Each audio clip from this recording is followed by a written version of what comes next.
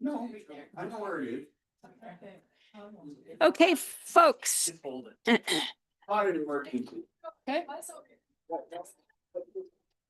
It's 6 o'clock. We're going to call this meeting to order. We'd like to begin by acknowledging that the land on which we gather is the traditional and unceded territory of the Algonquin Nation. I now ask everyone to stand for the national anthem, please.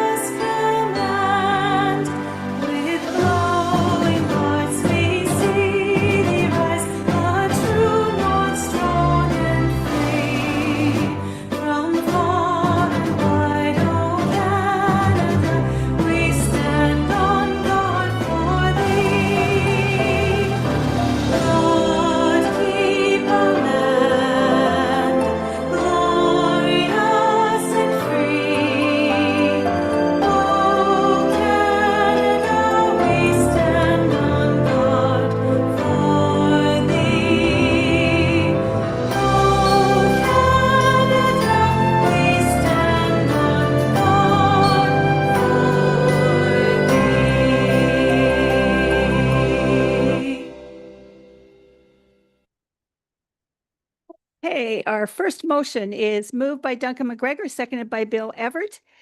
The agenda for the regular meeting of council to be held August the 12th, 2025 be approved as. Are there any amendments?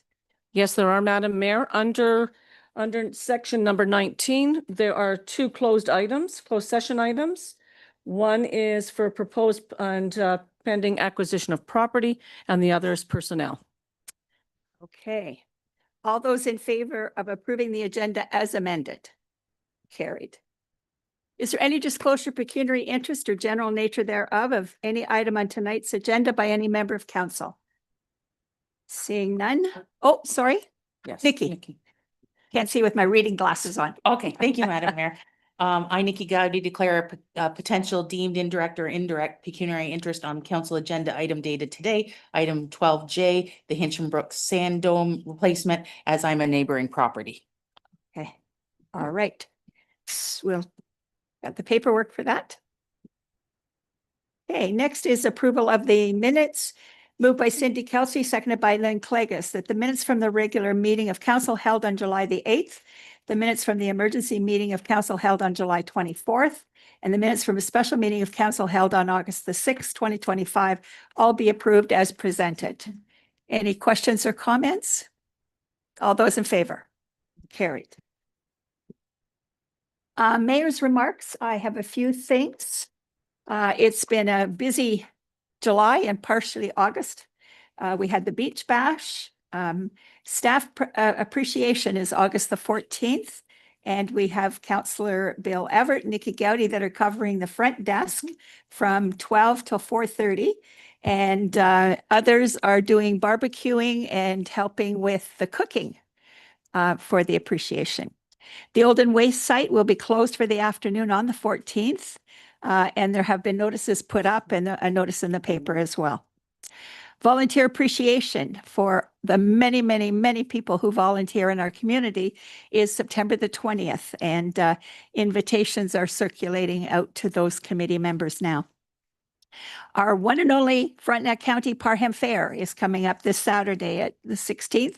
Opens at 9 and goes until 10 p.m. And there's games, live music, vendors, horse draws, and it's entry by donation. And often that actually brings in more than a $10 charge at the door. So they can certainly use the money. So let's try to get there. CP rail closures, Eagle Lake Road and Wegerville Road. We had quite the time with getting that done, but it's been posted now and seems to be a lot more reasonable for people that they'll be able to get through at different times. And again, Voyant Alert is out there and people are downloading it, so they are being kept up to date. Philip, you have a look on your eye. Well, I want to clarify because you said that people will be able to get through, and that's only on the Eagle Lake crossing, if I understand correctly. Wegerville will be a total closure for 3 days. Detour, yes. And maybe we can talk about long that later. detours. Yes. The problem with Eagle Lake is there was no detour other than boat, right? Okay, and a total burn ban. It's on the website. It's amazing that some people still haven't understood that it is so dry out there. We're supposed to get a bit of rain, but it's still not going to be enough to get the burn ban off. It's very, very dry. And that's all that I have. Anybody have anything else to add? Okay. If not, we'll continue on. We've got a huge agenda tonight, so we'll move right along.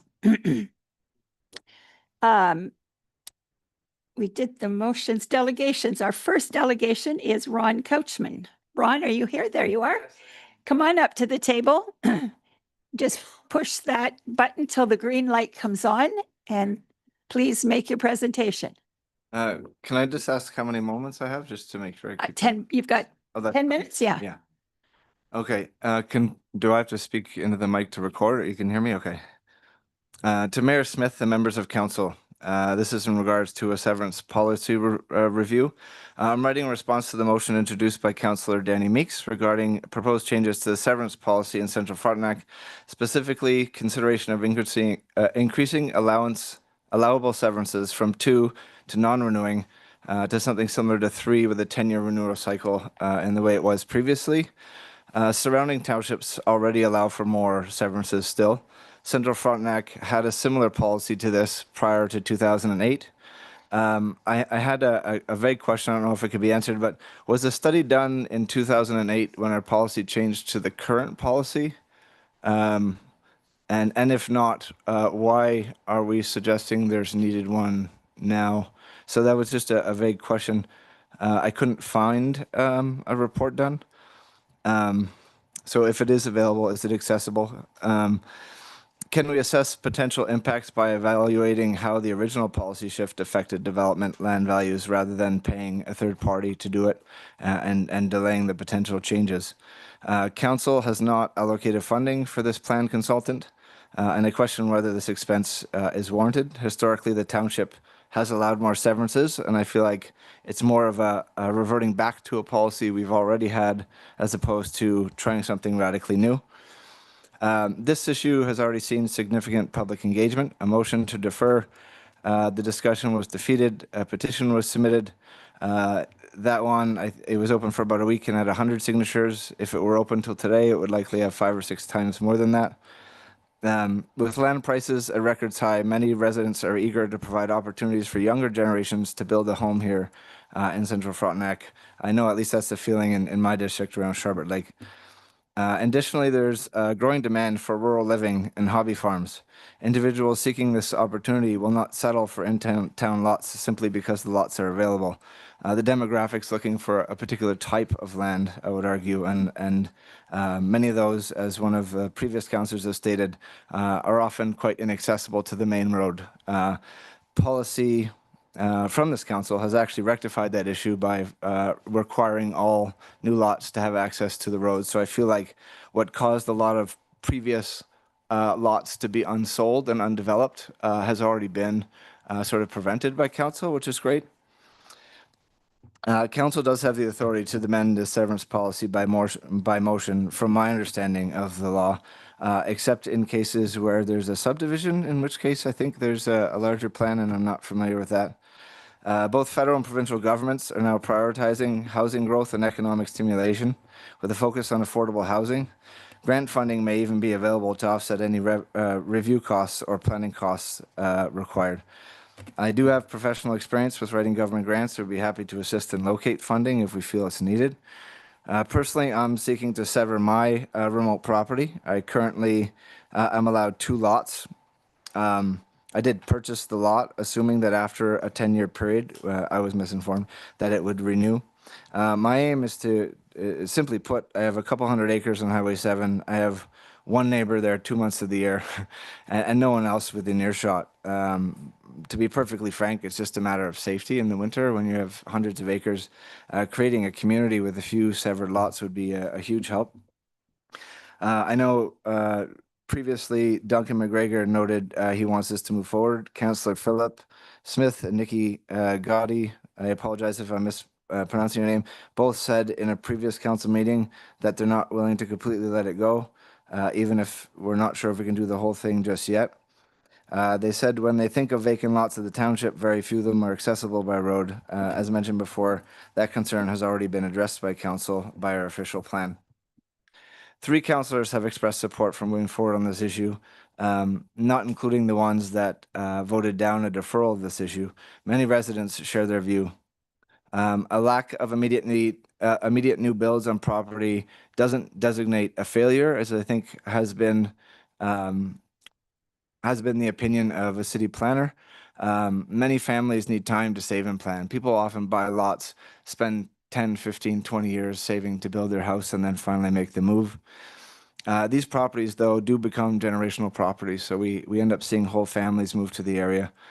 If properties are not developed, they still pay taxes, and that would be a net benefit to the township. That would allow us to increase the revenue, assist with debt, perhaps provide additional services to residents. In a time of inflation, increasing number of tax contributing properties can help the township maintain or even improve services without raising tax rates.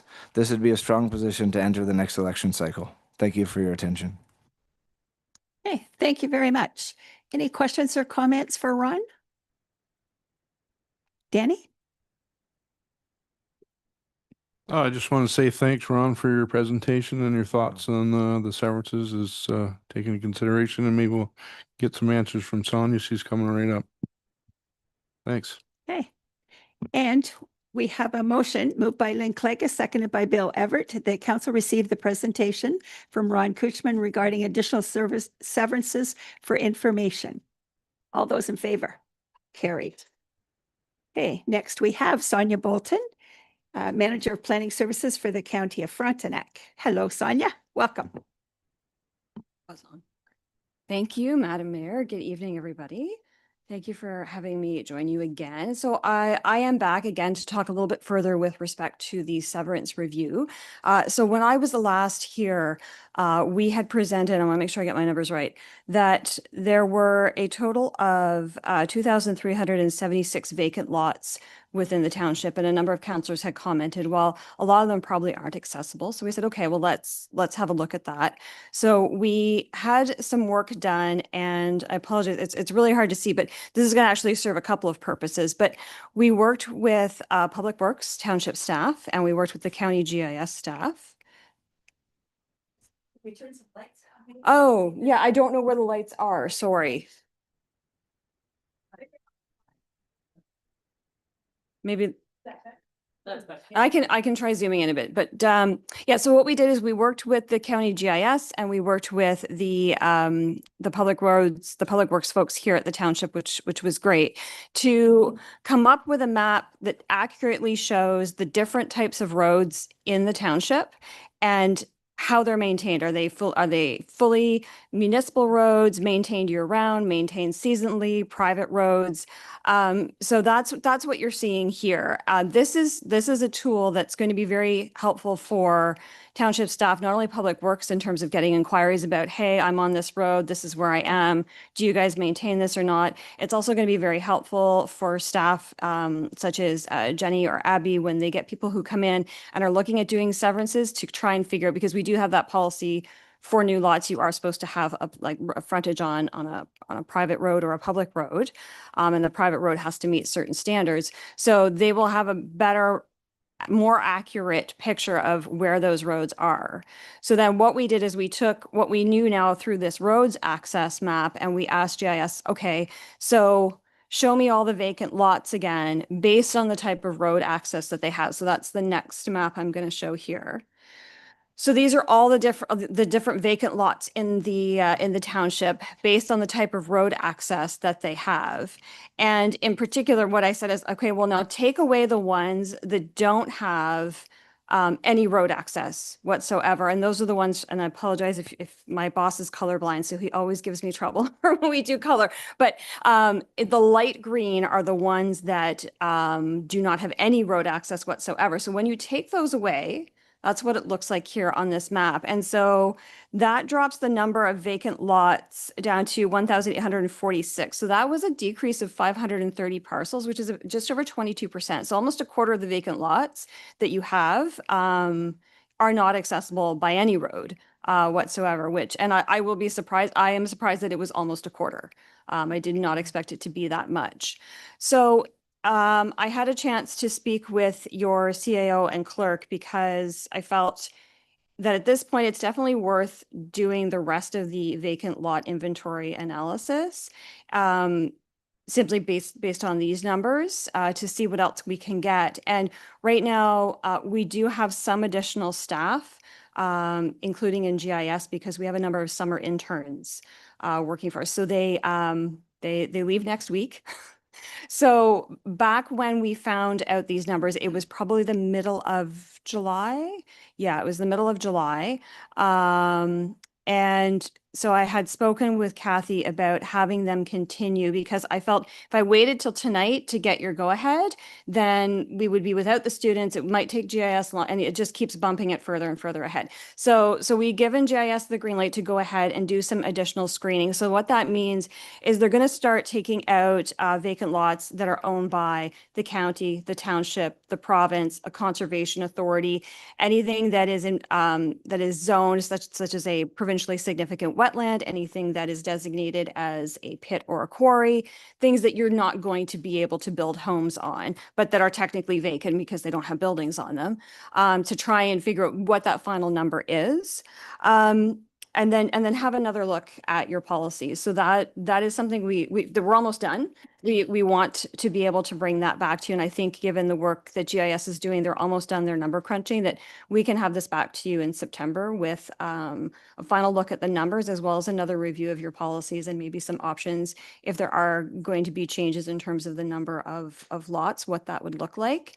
The one thing that I will say, in just reference to the gentleman's comment about the 10 years and 2008. So I wasn't here in 2008. I don't know what particular study was done with respect to the 2 than the 3. So the reason that the 3 after 10, you owned it for 10 years was taken away is a human rights issue. So you cannot treat property owners differently. You can't treat your taxpayers differently based on the amount of time they have or have not owned a property. So it was that you have or have not owned it for 10 years that was the problem. It wasn't necessarily the 3 that was the problem. It was the 10-year ownership trigger that was a problem. So that's why that went away. We cannot put it back. I mean, you could, but it's a human rights issue. I would not ever suggest that you put a timeline like that in.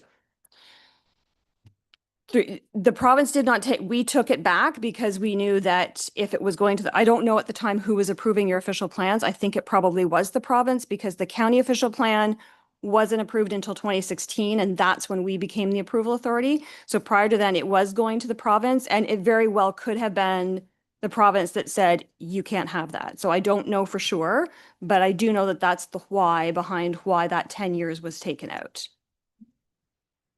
So yeah, so that is just an update on what we did find with the road analysis. And as I said, I'm quite surprised that it dropped in number as significantly as it did. So we would like to finish the analysis, and based on, my conversations with GIS, and you're back to 2 meetings in September. So I think by the second meeting in September, we'd have a final report for you.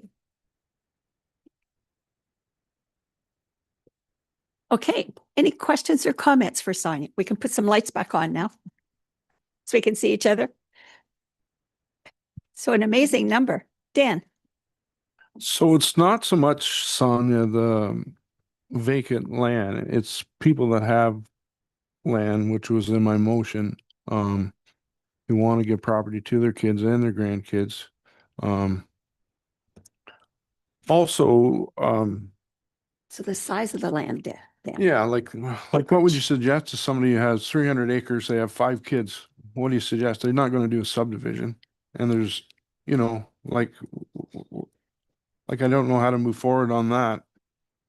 But I also like clarification on, I've also talked to a professional planner too as well, and Mr. Kuchman mentioned it in his. Can we amend the official plan council and go from 2 to 3, like, do we have to hire another planner? Sonia, provincial policy and how does all that work? Through you, Madam Mayor, so you hire as many planners as you want. It's okay. I won't get offended. But I also don't want to see you double pay for something and have them turn around and just do the same work that we just did. So certainly the only thing that we have to be careful of is, like I said, from a human rights perspective, we can't just say we need to let people have more severances because they want them for family. Again, as a planner, I can't, you could black out the name of the applicant on the application and I could still review it. And that's how I make my decision. It's not based on who it is. And I know that's easier for me to say than it is for you folks who are on the ground and you're talking to your constituents and they're the ones who elect you. So I have absolutely no objection to the idea of you changing the number of your severances, but we have to have a planning rationale behind it. And we have to do this land inventory analysis is a standard research component that every planner should do if you are looking at changing how you do land division in your community. So if you were to hire a consultant, my expectation is they would do the same work that we have just been working on GIS with, because that's the kind of analysis that it's not the only thing. That's why I want GIS to finish their work, but I also want to go back and I want to look at your policies another time in terms of see what they look like, look at the policies from the adjoining townships. And like I said, I'm not against having you have additional policies for extra severances. It's making sure the planning justification is there, because ultimately, because you're amending the official plan, you adopt the bylaw, but county council has to approve it. And county council has to approve it in accordance with expectations of provincial policy, right? And the same as you do. You have to follow all of those various tiers of policy. So this isn't about not wanting you to have it. It's about making sure we have a justification and a rationale that makes sense for your municipality. And this vacant land analysis is one of the key pieces that we do as part of that research. So was there a study then changing it from 3 to 2? 208, not that I'm aware of. And Sorry. I'll just mention that in 2008, our planner was Glenn Tunnock. There was an analysis done, but to find that information, I mean, that's quite a number of years ago. But I know I was part with Glenn on that and had to do the same thing, because at that time, I think we had 730 vacant lots, for instance. So we had to go through the justification. But you see, the province did approve the official plan, but they allowed that to be the 10, if you own the property more than 10 years, you could have that additional severance. But things have changed now, for certainly. Is there such a thing that you could say on so many acres you're allowed 3 and on a bigger acreage you're allowed 4 and that kind of scale? Through you, Madam Mayor, certainly anything is possible. Again, I can take that into consideration as part of the policy research to see if there is a precedent anywhere else in terms of, you're allowed 2 severances, but if the retained parcel remains to be above X number of hectares, then a 3rd severance is possible, or something to that effect for those larger land parcels. Problem is, regardless of the rule you put in, somebody's always not going to meet the rule and going to want to meet the rule, right? So, but I'm happy to include that as part of my policy review for sure. I think that's one of the issues that I'm hearing, is that there are these big tracts of land. Nobody's going to farm them anymore. And what do you do with them other than your kids want a piece of place to build a house? Lynn. Thanks, Madam Mayor. I'm just curious that all of your study, you keep talking about vacant land, and some of these properties that have a farmstead on them and like 300 acres attached to them, are they in your numbers because they've already got a dwelling on them? You always are saying vacant land only, and I just think that there's a whole bunch of properties that aren't being looked at in your study because of that. Through you, Madam Mayor. So it is a vacant land inventory. So we are discounting anything that currently has a house on it. And part of the reason for it is, part of the rationale is, depending on the number of vacant lots you have, it's about demand, right? And I know a rural context is different than an urban. So if you continue to have, over 2,300 vacant lots after we did all the screening criteria, they're really, regardless of individuals' wishes and circumstances, there's no rationale need to have it because you have plenty of space for people to grow. I mean, there's always going to be properties that people want to leave vacant and don't want to develop. I get that. But the vacant land inventory is just part of the bigger picture to build to say, well, we don't have a need because we have a surplus of vacant lot that has never been built on. So again, I can't look at it from the perspective of what individual property owners and families would like to do. It's not because I don't care. It's because that's not what I'm able to do as a professional. I have to look at it much more rationally and logistically. And that's why the vacant land inventory, it's a standard part of the process that we do. Okay, Nikki. Thank you, Madam Mayor. Sonia, I'm very happy with what you've provided so far, and I want to ask you personally, when we first brought this up, you felt that there was tons of vacant land. Now you kind of come back and you seem a little bit surprised. So you seem like there's potential that we could possibly make changes. Through you, Madam Mayor, I follow the data and I am pleasantly surprised, on your behalf that there were quite a few parcels. I was surprised it was over 500. I was really quite gobsmacked. And when you look at the difference between the maps, so that's why I want them to finish the vacant land use inventory, because I think you're going to see at least a couple hundred more properties fall away from that number as well, which helps then potentially build the case for, okay, maybe there is a justification for a third severance, and finish our policy analysis and bring back some suggestions, options, maybe for what you could consider in terms of how things could be done. So I particularly, I know there was a number of comments when I was last year too at just consistency with the other townships in the county. So I would kind of look at their policy regime as well. Because again, I mean, it is good to have consistency. So I think it's something that, we'd like to make sure we finish the analysis. But yes, I fully admit I was completely surprised by the analysis. So Duncan. Through my mayor. So the severance conversation is a huge discussion, and there's so many little intricate parts we're going to have to get right. But the question on the table for tonight is whether county staff continue to work on the project. And I'm of the opinion that, yes, you've started to get traction. And I think we spend the time to get this audit complete and look at it in September. And then Phil. I love looking at maps. Is it possible for me to get a copy of this?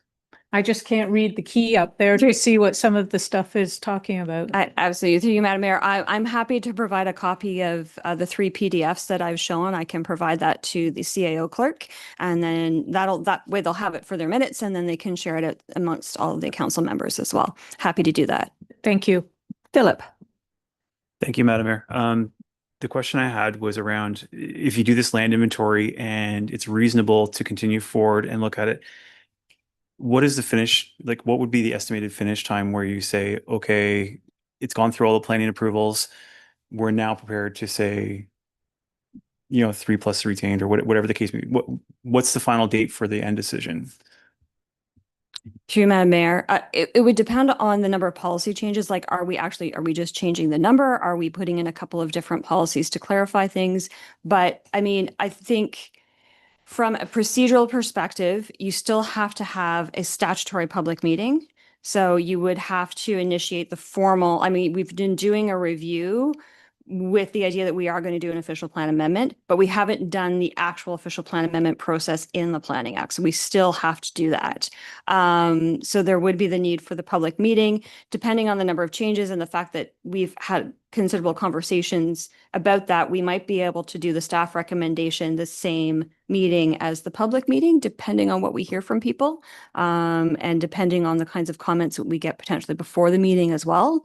And then it's just a matter, it would be adopting the bylaw, and then it would go to the county's Planning and Economic Development Committee and then to County Council. So I would have to check their calendars, but I mean, I certainly think that we can get this through Township that this fall, if in September I'm able to come to you and say, yes, I think 3 would be okay. Here are the things I think we need to do to get there. And I guess what I'm really saying is I would be really guessing at this point, but if you would like, if 3 is something that we're willing to support, we can lay out a work plan for the rest of the process in that September report with some timings about what would go in, because I would have to check the county committee and council calendar dates as well.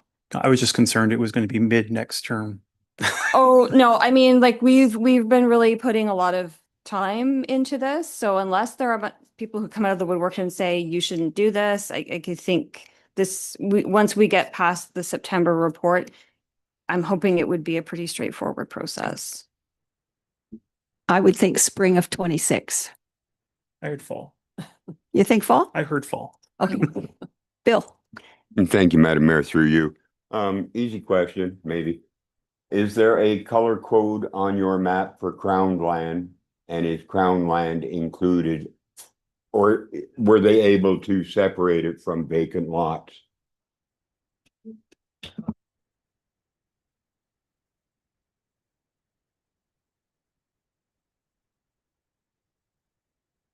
Sorry, through you, Madam Mayor. I think it's the dark green on here. Every time I try to zoom in, it's going to give me a bit of a problem.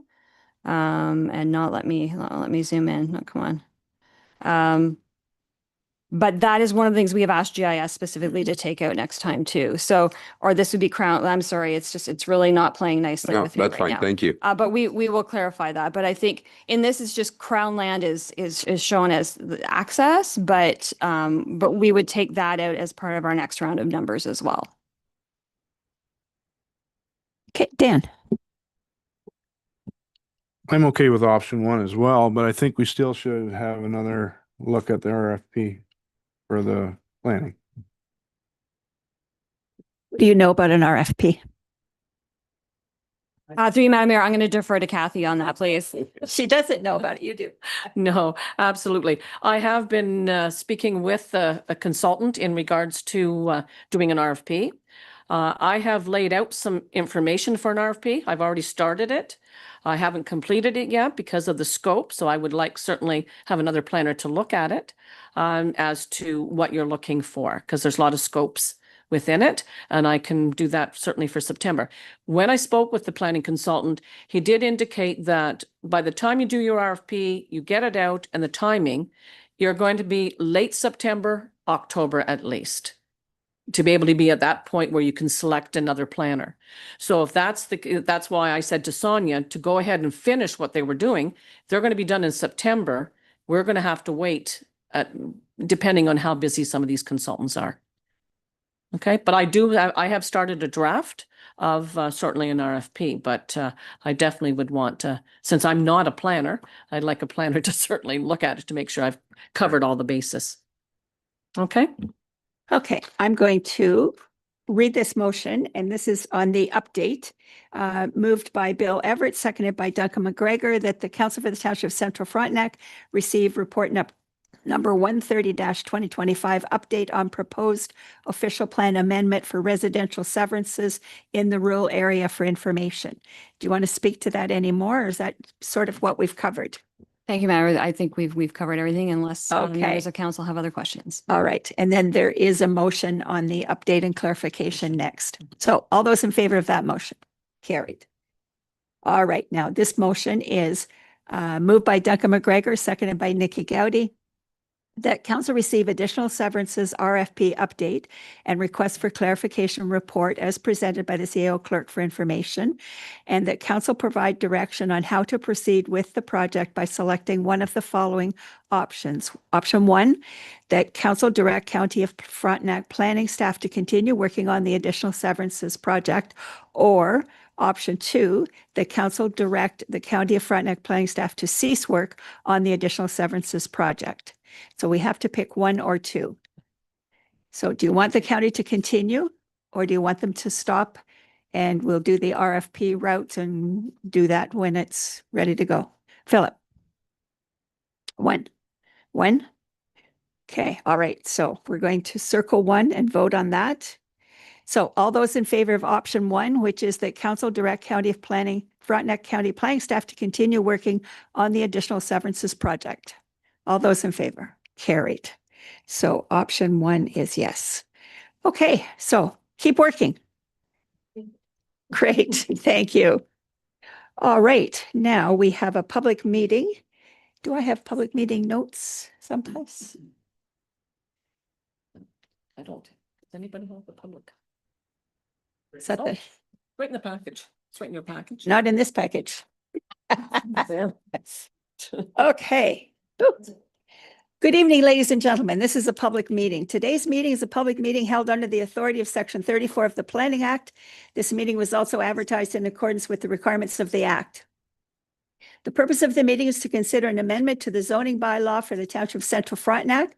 The format of the meeting will be as follows. Jenny Kapuska, Community Planner for the County of Frontenac, will make a presentation on the proposed amendment. After the presentation, anyone who wishes to speak in favor or contrary to the proposed zoning bylaw amendment will be given the opportunity to do so. Before you ask a question or make a presentation, I would ask that you state your name and address so it can be recorded by the clerk. This will protect your appeal rights under the Planning Act. I'm required by the Planning Act to advise you that if you do not make an oral presentation this evening or submit written comments before the bylaw is adopted, you will not be entitled to appeal the decisions of the Council of the Township of Central Frontenac to the Ontario Land Tribunal. I would now ask Jenny to make her presentation. Thank you, Madam Mayor. You spoke faster than I have got my presentation up. I'm working on it. On a roll.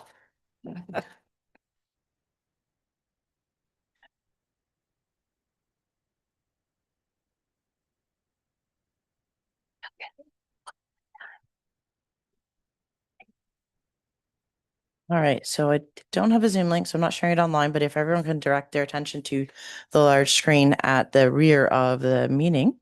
So this is a zoning bylaw amendment application that has come in. This application is for a property that has frontage on Eagle Lake and Eagle Lake South Shore Lane. The proposal is to rezone the property from a waterfront residential or RW zone to a site-specific waterfront residential exception zone. In this case, it would be RWX 45, just because there's 44 exceptions, so this is the next one. The property here in question is highlighted in yellow. Earlier this year, the Committee of Adjustment approved a consent application for an easement over this subject property as well as a neighboring one to permit water access point and parking area for an existing developed water access only property in Eagle Lake. Currently, the property owner parks at the public dock and uses the public dock area, but would like to have the assurance that they have somewhere to park and dock their boat. And this also would bring the property into conformity with the zoning bylaw. Currently, the zoning bylaw does require a deeded parking on the mainland prior to the issuance of any building permit for water access only property. Where there are existing developed lots, there is some flexibility with regards to this, as it's the understanding that if the cottage is already there, limiting the ability to renovate or repair would be counterintuitive to supporting development in the township. However, the property owner of this water access lot would like to have this guaranteed in perpetuity. And so the easement that was approved will be deeded on title of both the subject mainland property as well as the water access one. What this amendment is looking for permission to do is to permit 2 docks to be installed on this subject property compared to the one that is the standard in the zoning bylaw. The proposal is that currently each waterfront property can have 1 dock to a maximum footprint of 27 square meters or 290 square feet. This request is to permit that maximum footprint or area for a dock to be split into 2 so that this subject property would be able to have a dock for the easement for parking for the water access property and not then limit the mainland property from having its own dock. Rather than having a single dock that would have to be shared between the 2 of them, this would permit the easement to have a dock for the water access and then the mainland property owner to have a separate dock. Currently, these properties are owned by the same person, so they're okay with themselves using their own dock. However, should either of the properties be sold off or transferred into a separate ownership, this is a proposal to ensure that each of the the respective users of the property for the easement and the mainland have a place for their own docks. Township staff consulted with Rideau Valley Conservation Authority, as they are the approval authority for docks and dock permits. While the township does have regulations regarding sizing, permits for docks are issued at the Conservation Authority level, as it extends over the water, so it's not an Ontario building situation. RVCA policies, they are the Conservation Authority that cover Eagle Lake, do permit a total maximum dock area of 30 square meters per property. However, their regulations do not specify whether that is one dock, two docks, three docks, etc. But the township does limit it. So the Conservation Authority is in support of this proposed zoning amendment, as the maximum permitted area proposed through the zoning amendment is actually less than what the RVCA policies would permit for the maximum dock area. I would like to note that an RVCA permit would be required for each dock. As I noted, this is within their permit control area. Eagle Lake is designated as an at-capacity lake trout lake. However, during the consent review process, there were no specific fish spawning habitat areas identified along the shoreline of this property, and therefore there's no negative impacts anticipated with regards to any fish habitat or destruction thereof in Eagle Lake, and the docks would be required to be constructed conformity with our VCA policies, which do limit them to floating or other such designs, not cribs or permanent cement docks that could negatively impact fish habitat in the near shore area. There is no septic review required, as there is no living space or residential construction or any sort of thing like that proposed. And a dock will not be constructed near a septic system, as the dock's in the water and the septic system needs to be 30 meters from the water. So they're not really near anywhere each other. There were no public comments received regarding this application. Subject to any comments received at this public meeting, planning staff are recommending approval of the zoning bylaw per the draft submitted with the report. Okay, thank you, Jenny. Do we have anyone online, Chris, that would like to speak to this application?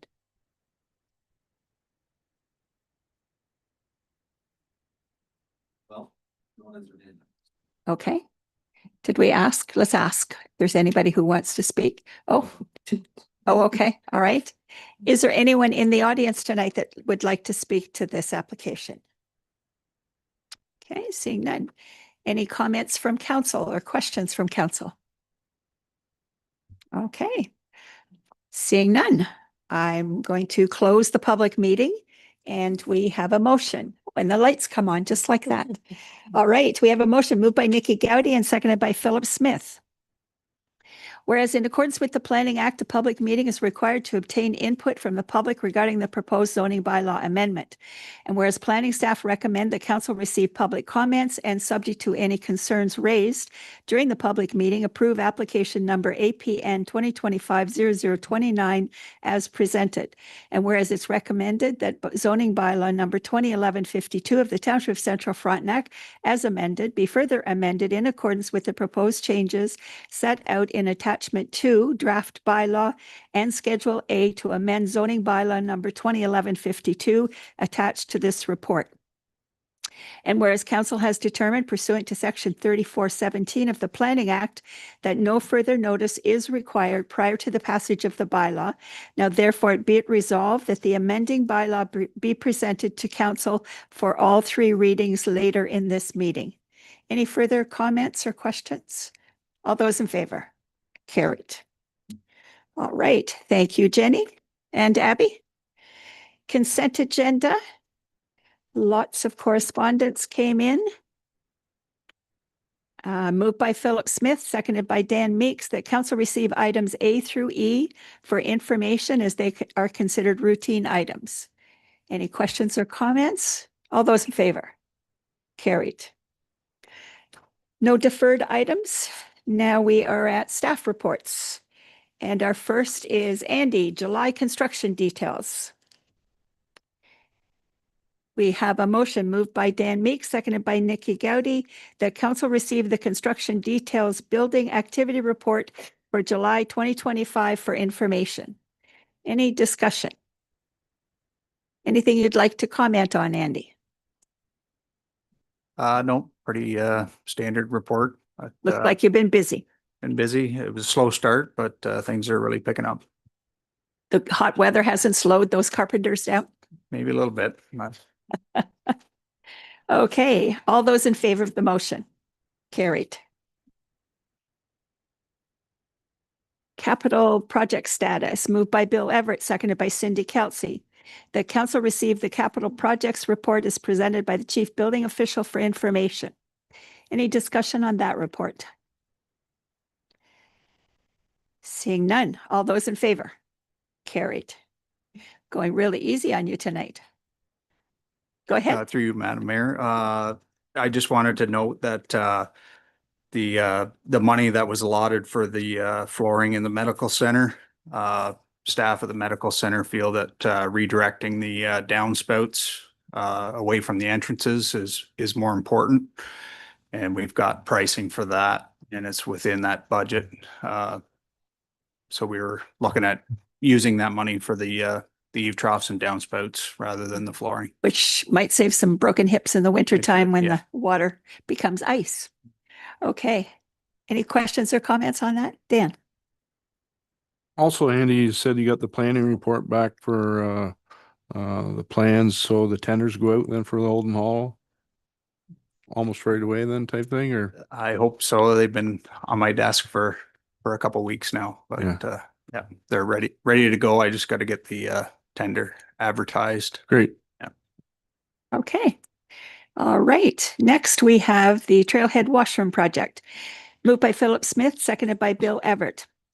Whereas council approved the construction of a year-round trailhead washroom in the 2025 budget, and whereas 280,000 has been designated in Central Frontenac Township reserves for a trailhead, and whereas Frontenac County approved a $100,000 contribution per township as part of a broader initiative to establish trailheads across the region that this project may qualify for.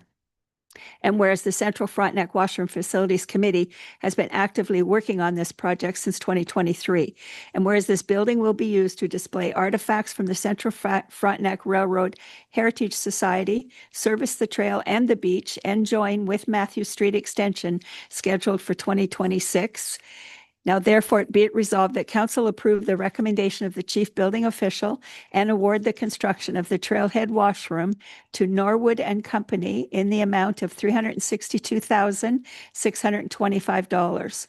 And that council direct the chief building official to issue a purchase order for the work, and further that the mayor and CEO clerk be authorized to sign the final contract. Discussion. Nikki. Thank you, Madam Mayor. Not really a question. I just kind of wanted to comment that I was happy to see local contractors bid on our tenders.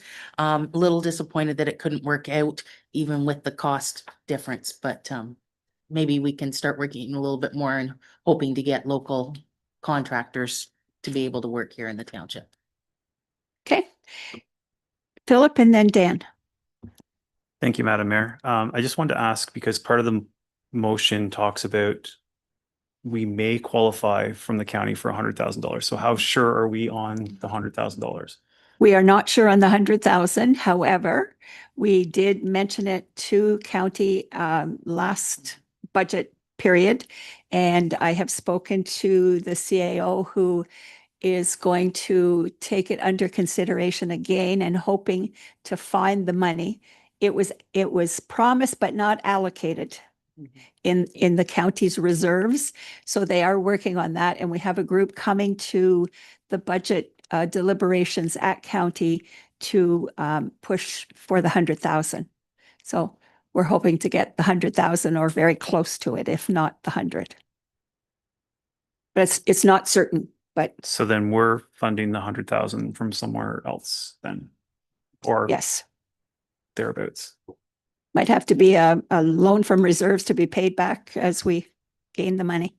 Dan. But it's not 100,000, it's 170,000 now with the 360 bid. So.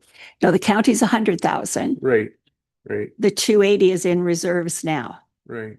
So But we're that- now up to 360, not 300. We were approved for 285. Right, Andy?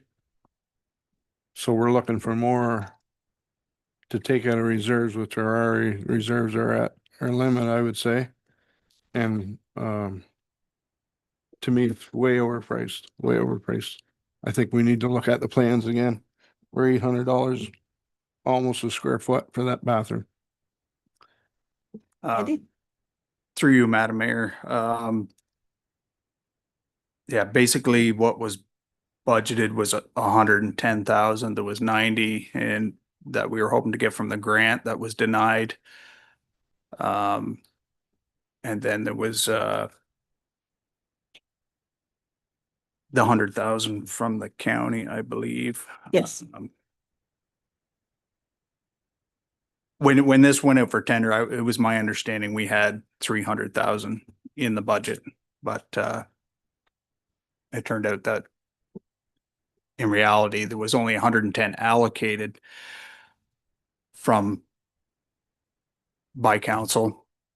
But Michael said that there's 280 that is set aside in reserves for this project. The committee has had many meetings on trying to, come up with a bathroom that suits the needs of the community. Some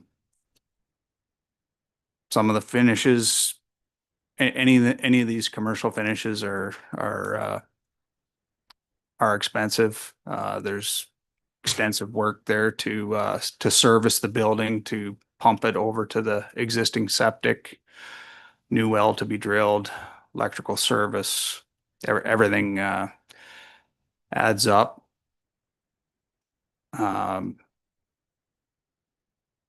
And we want a building that's durable. We were looking at other construction methods that, stud walls with cement board, but talking to the contractors that have worked on similar projects, they've actually taken the stud walls out and went to concrete block because of vandalism and things like that. So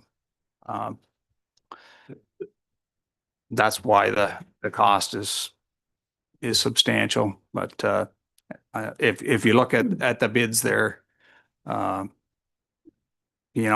average price was and we had quite a few bidders on it, was well over 400,000.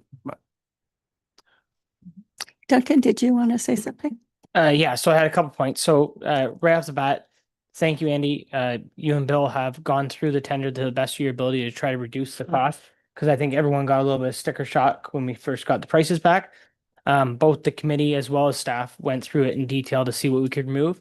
And unless we start removing things that will later cost us more operationally, we're pretty much stuck with the budget we have. So right off the get-go, the project was designed so the operating cost to the municipality would be as low as possible. So the building is built well. On top of that, we looked at taking off some of the finished product and then adding it later down the road. But it was the recommendation of both staff and the contractors that if we did that, it was going to end up costing the township more money in the long term. So that's first on price. Second is the reserves that are in here are not our general working reserves, as with some of our other projects.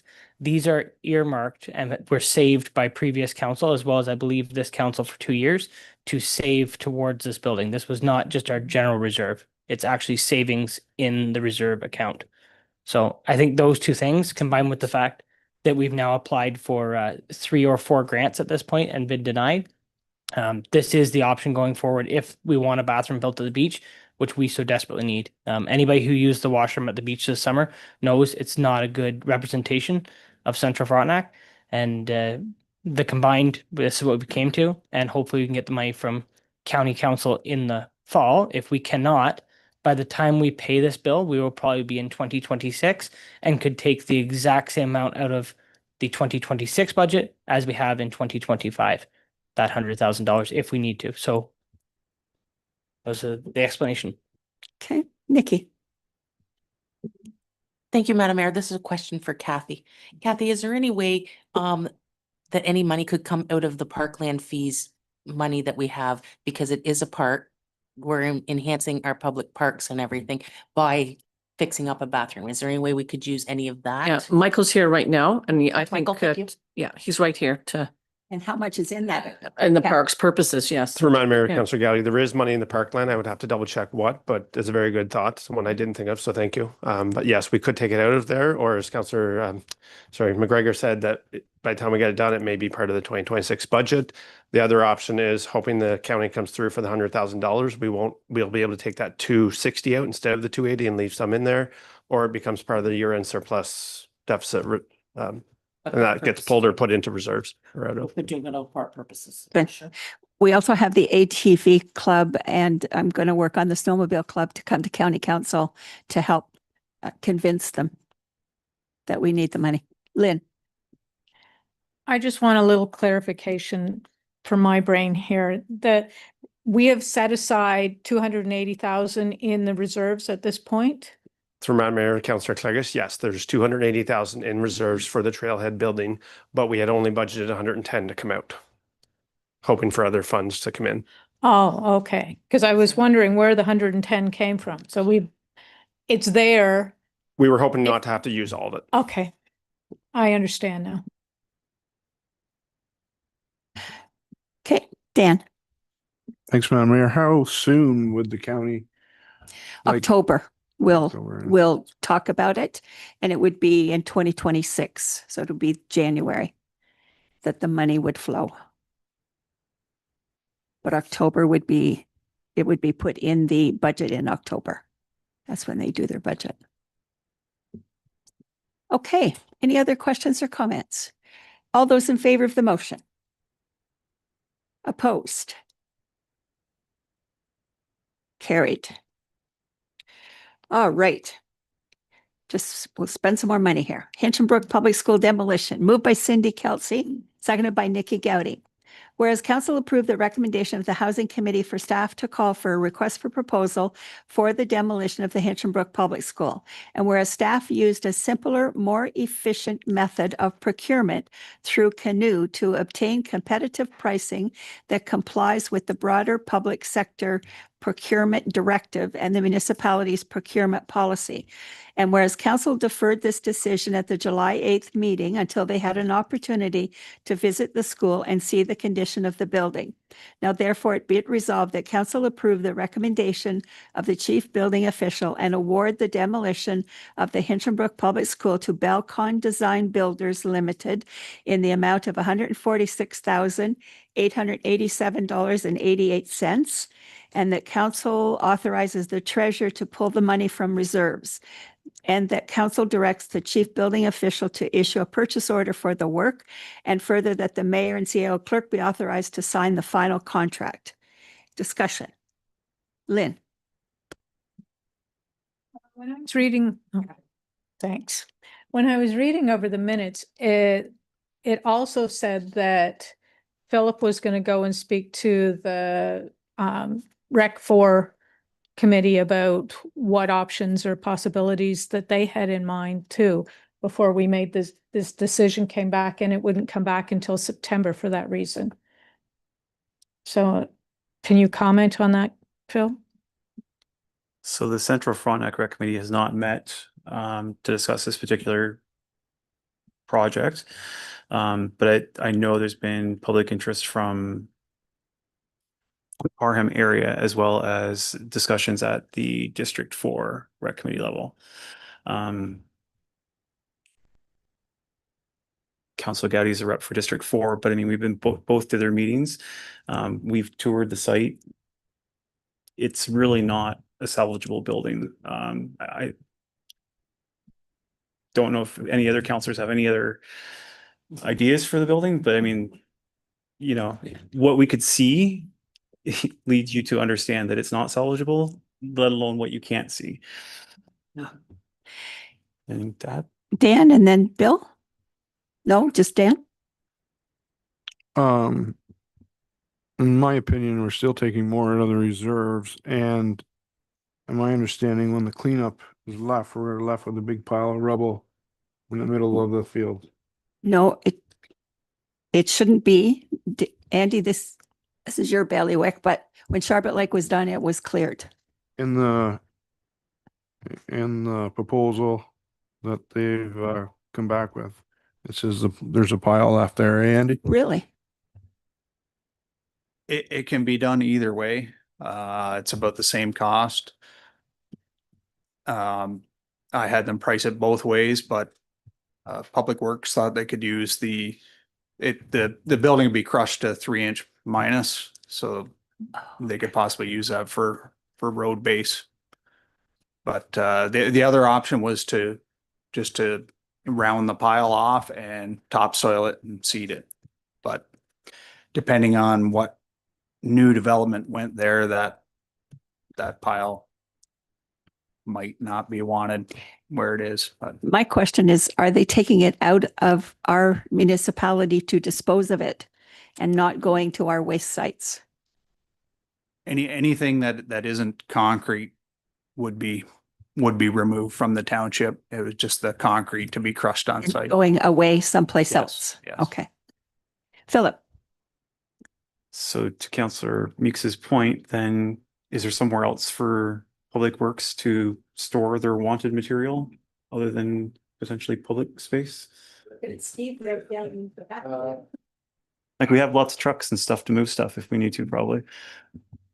Madam Mayor, we could look into the pits and see if we could store something there. I know our dog pit we could store for a year. We could store asphalt. We could probably see about storing the concrete there and using it up as over the year. So That'd be an addition. Thank Bill. you, Madam Mayor. Yeah. There's also a big rock storage area at the Oso dump waste site where they've been stockpiling and removing. yeah. We got a couple spots. Nikki, and then Lynn, and then Duncan.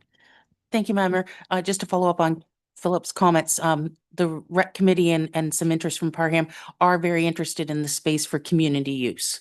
No, Oh, no, okay. this space. The itself. land. They just haven't, they've got ideas. They just haven't had the opportunity to seek out and put a hard pen to paper and come up with a firm plan of what they're interested in. They've met once. We met in June as a rec committee and talked about it. Then we had we invited the community to our July rec committee meeting, and a lot of ideas flew around. The only thing I'd like to specify too is that in the report, it talks about development. Development doesn't necessarily mean housing. It could be the development of community space. And I just want to say that needs to be a little not clear, but that development does not mean housing. So it just means that it could be developed into something down the road of many different things.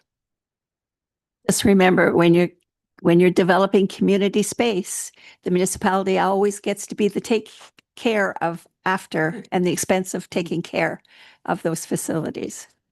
Lynn, and then Duncan. I'm going to come back to a point that Danny made, and that is going into reserves. And I don't see Michael in the room anymore. I was curious to know how this affect his comments on where are our reserves and can we afford this? Kathy's going to get Michael. Duncan, do you want to go ahead? Yep. First of all, can I have a recorded vote when we vote on it? What I asked for at the last meeting was a deferral. And the reason I asked for a deferral is because I wasn't presented with any plan for that site. And so in my opinion, if we don't have a reliable plan, we should surplus the property and sell it. And it becomes then the opinion of a real estate agent is whether it's worth more to us as a standing building or as a demolished building. If we put the $150,000 investment into it to demolish it, are we going to get that $150,000 back if we sell it, assuming it's surplus? So I'm against the motion purely for the fact that we don't have a plan for the site and we're just investing $150,000 in a site with no plan. Dan, you had your hand up. Thanks, Madam Mayor. So the added cost then, Andy, to remove the rubble would be then? I would have to look into it, but it would be significant. There's a lot of material there to be moved. Sure.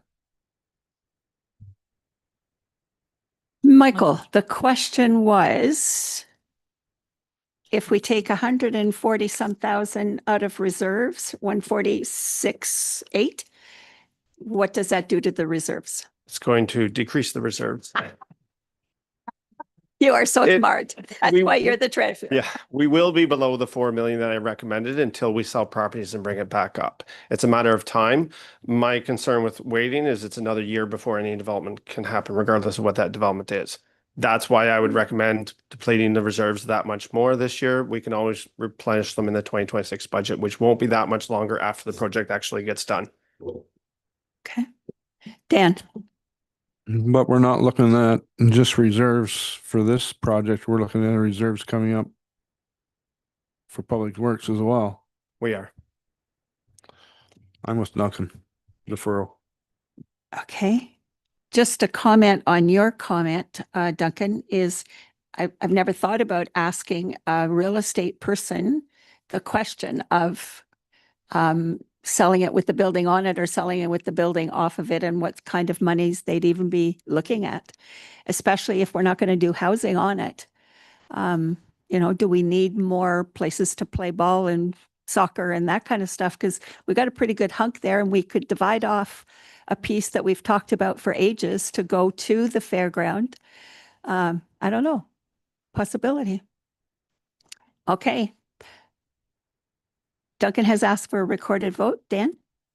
Well, until we find out all this information, I think it's worth a deferral till we find out the cost of the rubble taken away also. So you're moving a deferral? Sure. Okay. I'll second the deferral. Okay, so moved by Dan, seconded by Duncan. Okay, so we have a motion to defer the motion. Can I ask one question with this deferral? Can we also, if we're going to get a price on trucking the rubble away by the contractor, can we get a price on having our own staff truck the rubble to wherever? So As two well. prices, yeah. Yes, please. Okay. Could I also add that we take Duncan's point and get a real estate agent to give us some rough ideas of, is it worth more as with a building on it or with the building gone? Because that's part of the equation we should be looking at. Madam Clerk. Can we discuss the deferral? Or No, we no, discuss, if it's- yeah. okay. First of all, just to go Defer back this one to first the and then- rules. Yes. Yeah, the deferral's on the table and you cannot discuss the deferral, right? Right. Or you can't discuss the motion while the deferral is in front of us. So the deferral has to be voted on first. Okay, so all those in favor of a deferral? Okay, so carried. So now, do you want to give some instructions that, do we think it's a good idea to have somebody look at that? I see nods. Okay, we can Okay. do that. Right. Yeah, that's, Yeah. Andy will get that, right? Andy, the cost from roads as well as from the contractor? I'm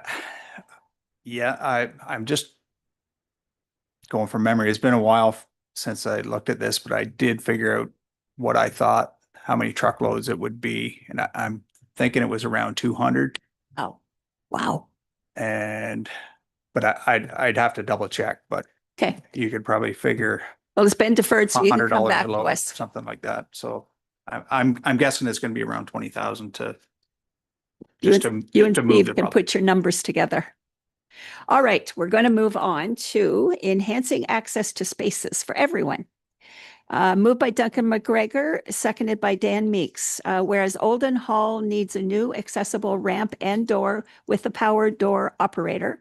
And whereas the EASE grant offers up to $60,000 to fund small capital projects that focus on making outdoor spaces, buildings, and housing more accessible to everyone.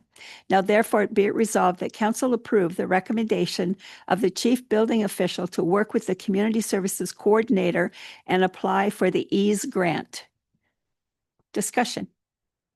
All those in favor? Carried. Activity report. Andy, you're finally done, I think. Now I think it's Thank you. Steve that's on the hot seat. Okay. Roads, moved by Lynn Clegg, seconded by Dan Meeks. The council received the Public Works Activity Report as presented by the Public Works Manager for information. Questions or comments for Steve? Nikki? Thank you, Madam Mayor.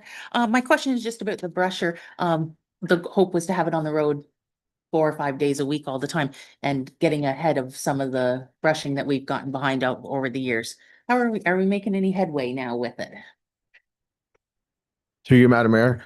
Yeah, we changed the head and put the I guess it's the mulcher head on for behind the guardrails and stuff. It's different than the brusher head, so it's in the shop and they're doing a maintenance to it right now and putting the other head back on. It'll be going out brushing again. So it's done cutting the grass behind the guardrail. So it's going to be back brushing shortly. Duncan? Through my mayor, I saw 2 public display signs or advertising signs today in Parham for the Wagonville crossing. I'm assuming those are the new ones that you got the grant for in 2025. through you, Madam Mayor. Yeah, they are the new ones, but Yeah, they look sharp Yeah, and, that's the first time we've had them out. Yeah, it's a good way to educate the public on what's going on. Good. Dan? Thanks, Madam Mayor. Steve, I noticed in front of the cafe, they're parking between the standards, so it's not really doing its job. That's coming up further down the way. Okay, sorry. Okay. Okay, anything else on the report? One thing I'll mention, and I think Steve, we have Minister Dunlop coming, where we got the grant, that's the 21st. So, and she'll be to, see the signs that paid for the grant. Through you, Madam Mayor, we're gonna set it up down here at the end of the parking lot and probably put the voyant alert, sign up for voyant alert emergency. So when she comes, you can see it displayed up there on the new And the sign. grant was 50,000? So good hunk of money. Wow, okay. So we'll be thanking her with coffee and goodies. Yes. Okay, all right. All those in favor of the motion? Carried. Project status, moved by Cindy Kelsey, seconded by Bill Everett, that council received the project status report as presented by the Public Works Manager for information. Questions or comments on that? Nikki? Thank you, Madam Mayor. 2 questions.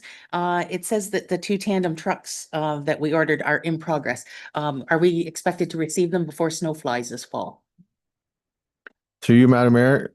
Yes, I hope so. Lance had a message or a phone call with one of them the other day, and the box had arrived, and they're putting the box on the one, so it should be here soon. And then my second question is about 38 pavement preservation. It just says the pavement preservation program. Are we going to see any more work on 38, or was it just crack sealing for this year? Through you, Madam Mayor. We did the crack sealing. We did CRF too. We did it in Arden. What was the other? Westport Road had CRF put on it. That's like a sand seal. I did get a call at this afternoon, and they're going to be moving their stuff in to do the micro surface on 38, possibly on Friday or Monday they'll start. But Good. That seems to do such a good job. Okay. Philip? Thank you, Madam Mayor. So if you're going to start doing that microsurface on 38, there will be a notice go out the same as previously, or give people a heads up that that's taking place. through you, Madam Mayor. Yeah, Amanda sent a notice off for Krista. We're going to post it on Facebook for everybody to see. So Is that one we put on Voyant Alert? No. No? It's not an emergency? Okay. All right, just checking. All right, so all those in favor of the status report? Carried. Okay, moved by Bill Everett, second by Nikki Gowdy, that council received the paving of Dixon Crescent and Oso Ballfield report as presented by the Public Works Manager for information, and that council award the paving of Dixon Crescent and Oso Ballfield to G. Williams Paving in the amount of $100,000, excluding HST. Now therefore be it resolved that the mayor and CAO be authorized to execute the contract documents with G. Williams Paving, and that the Public Works Manager be authorized to obtain a purchase order for the work. Discussion. Duncan? It says in your report that there was no formal tendering done. How many different companies did you contact for the paving to get prices on? through you, Madam Mayor, we have 3 quotes from 3 different companies, and we didn't tender it. It's kind of, we're running out of time here, and it was pavement schedules that people couldn't get. We possibly, if this gets passed, they might start next week if it gets passed. So you did get the quotes. Good. Okay. Lynn? Thanks, Madam Mayor. I see that it's going over budget, and I just wondered where the extra monies are coming from.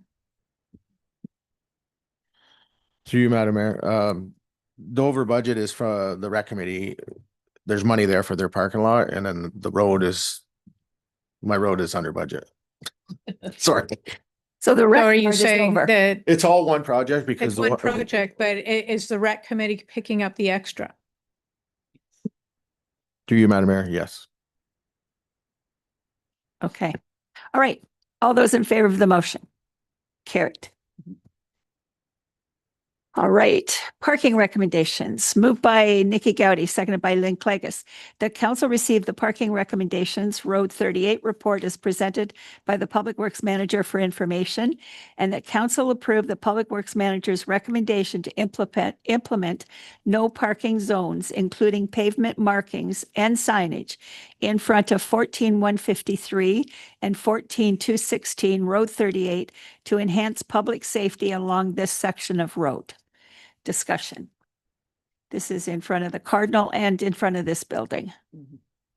Through you, Madam Mayor, yeah, we had a meeting with the Cardinal staff. There was a couple ideas there they wanted to do. It may have stopped some of the summertime stuff, but the wintertime they still park there, you still can't see.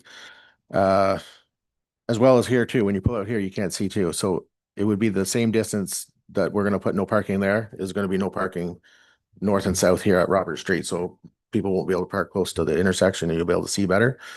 I pulled out there last week with my truck. I have a big truck, 3/4 ton, and I had to pull out past the white line to see past them cars. So it's hard to see. So What kills me is the no parking sign and there's trucks underneath it or cars underneath it. Yeah. Okay. Nikki and then Duncan. So we're gonna put signage and we're going to mark the pavement. So are we going to need those bollards, or should we keep those bollards in place and have bollards down here as well? through you, Madam Mayor, I think with our bylaw officer, we should be able to enforce that when people are parked in the no parking zone, I hope. Eventually. We have to do a bylaw for parking first. So that we should try to do in our first meeting in September. Is that a possibility? Yeah, Lynn. Yeah. Are you? Okay, good. Yeah. Good. So for clarification, are there going to be the bollards that are down there right now taken off? Like, are we going to treat the two the same? Yeah. Bollards here and there, or no bollards anywhere? Once the bylaws pass, we can take the bollards out because they'll be able to enforce it. But for right now, I may have to put more back in. But the problem is people are running them over and pulling them out. So I put them up, they take them down. So Duncan. Two questions. So question number one is, what is the MTO rules about parking away from a stop sign? And are we exceeding that with our parking restrictions?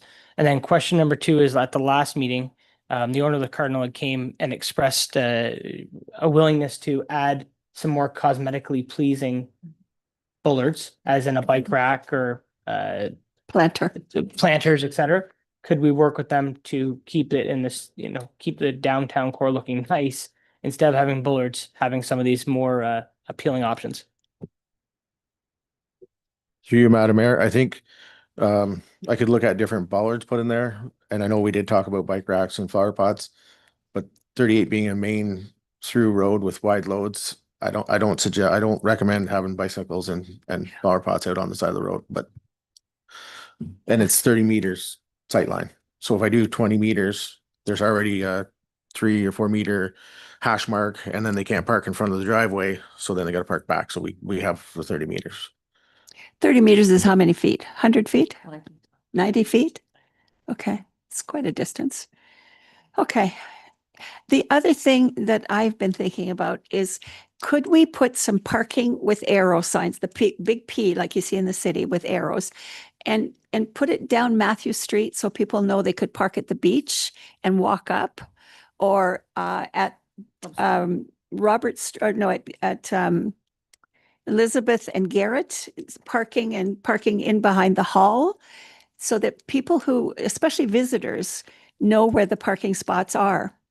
The other thing is I think we should send a letter in the summertime to our businesses and ask if their employees would please park in the parking areas and not on the streets. Like between the bank, the pharmacy, the store, well, the store's got their own parking lot, but if they could tuck in behind the hall and utilize some of those parking spots, it would free up some spaces. It might be worth asking. Through you, Madam Mayor, yeah, we can look into some signage. I think that, yeah, that would be a good idea if we put a big parking sign there and we can point them, direct them up to the behind the hall or the old school or somewhere to park. Yeah, Steve and the crew have done a great job of getting the one up at the public school all done for. Maybe there's a way we can, maybe make it bigger and point for people to park there as well. Because it's not that far. And then you guys can keep the grass cut too. Okay. All right. Any further discussion? All those in favor of the motion? Carried. Okay, Sand Dome, moved by Cindy Kelsey, seconded by Duncan McGregor. The council received the Hinchinbrook Sand Dome replacement report as presented by the Public Works Manager for information, and that council directs staff to proceed with planning and tendering for a replacement sand storage structure and the Hinchinbrook garage, including provisions for interim sand storage and delivery. We have a problem with that.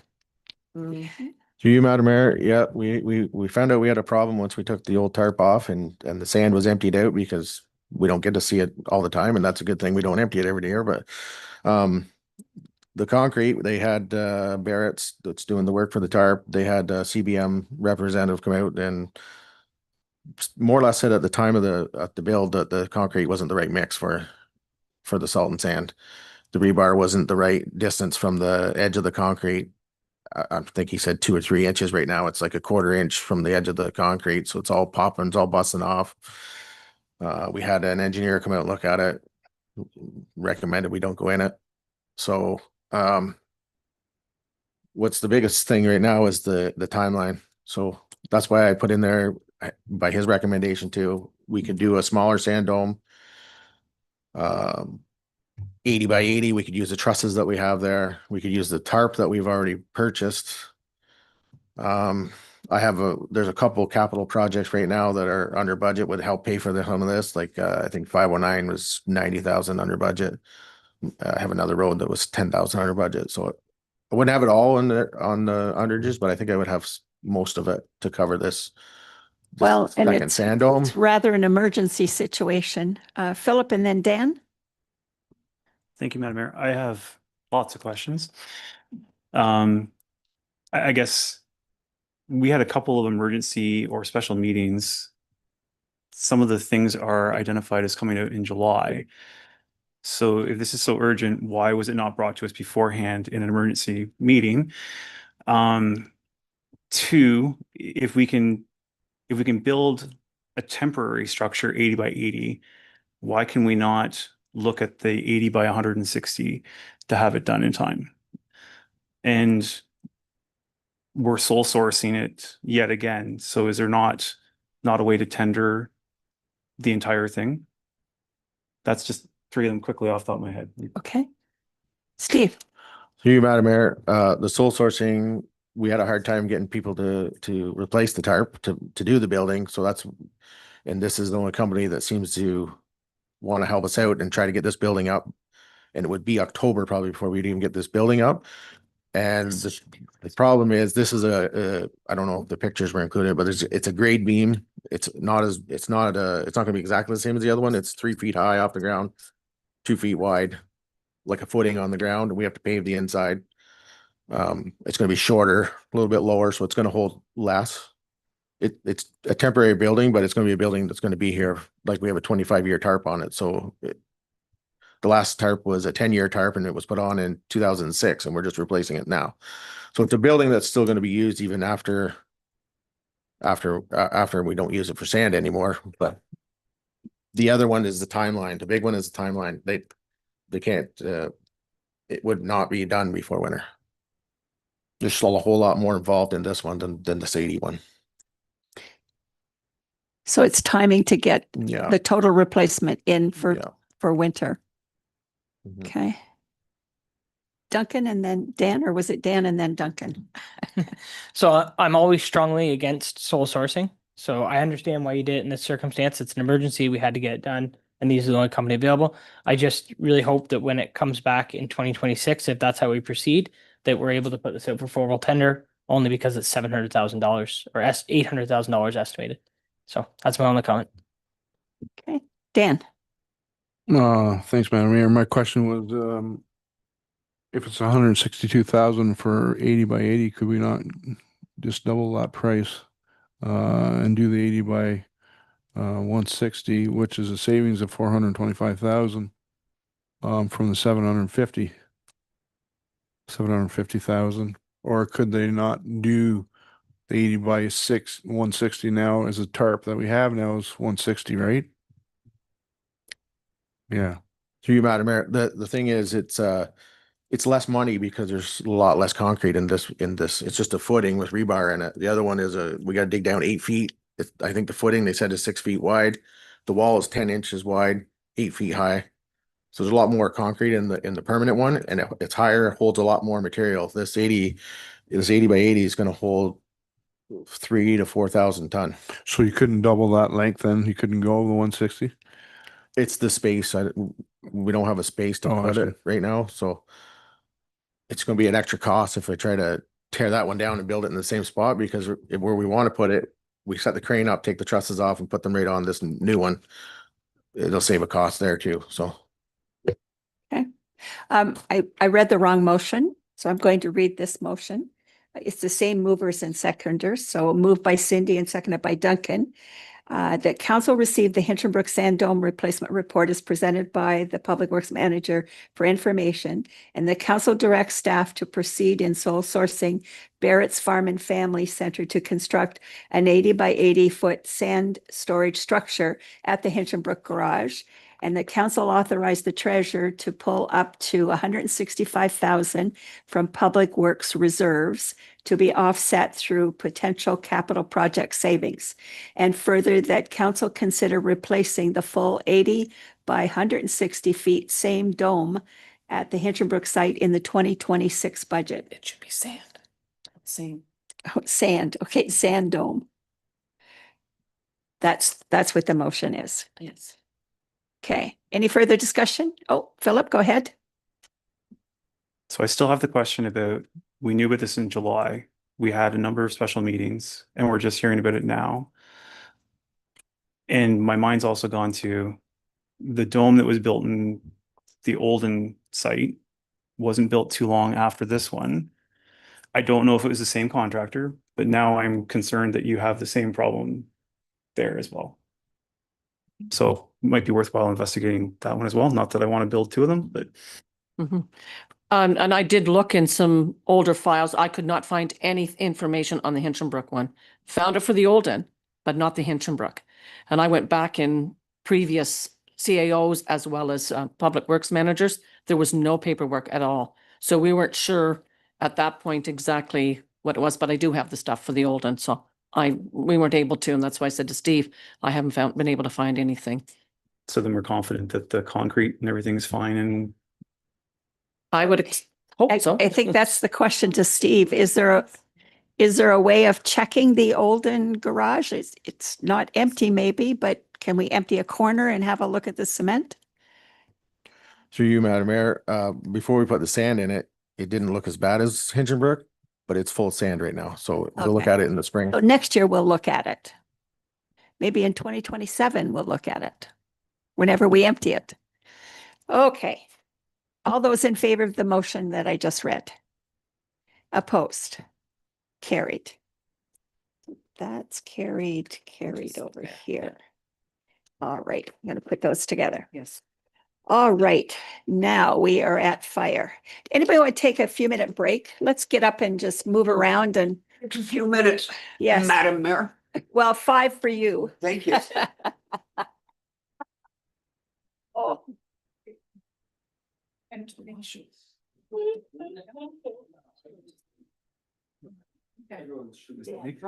Sorry. Hi, Ron. I was just wondering if I could possibly have a 20-second. Sure. Last meeting it was.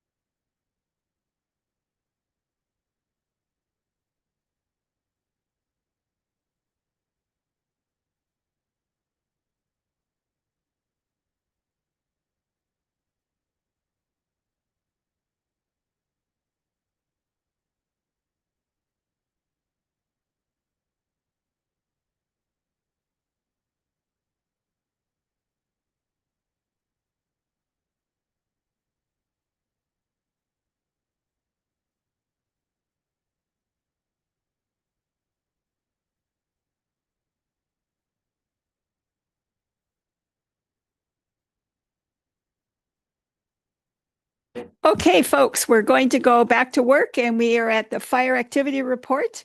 Chris is on holidays, so we have questions. We'll have to write them down and ask. Moved by Duncan McGregor, seconded by Nikki Gowdy, that council received the Central Frontenac Fire Rescue Activity Report prepared by the managers of emergency services / fire chief dated August 12th, 2025. So they certainly have been busy. Any questions or comments? All those in favor? Carried. Moved by Bill Everett, seconded by Philip Smith. Be it resolved that council receives for information the manager of emergency services fire chief's report entitled 2025 Automatic Aid Agreement between Central Frontenac and North Frontenac Township Fire Rescue Services, and that council consider passing a bylaw later in the meeting to authorize the mayor and CAO clerk to sign the proposed automatic aid agreement between Central Frontenac and North Frontenac. Discussion. All those in favor? Carried.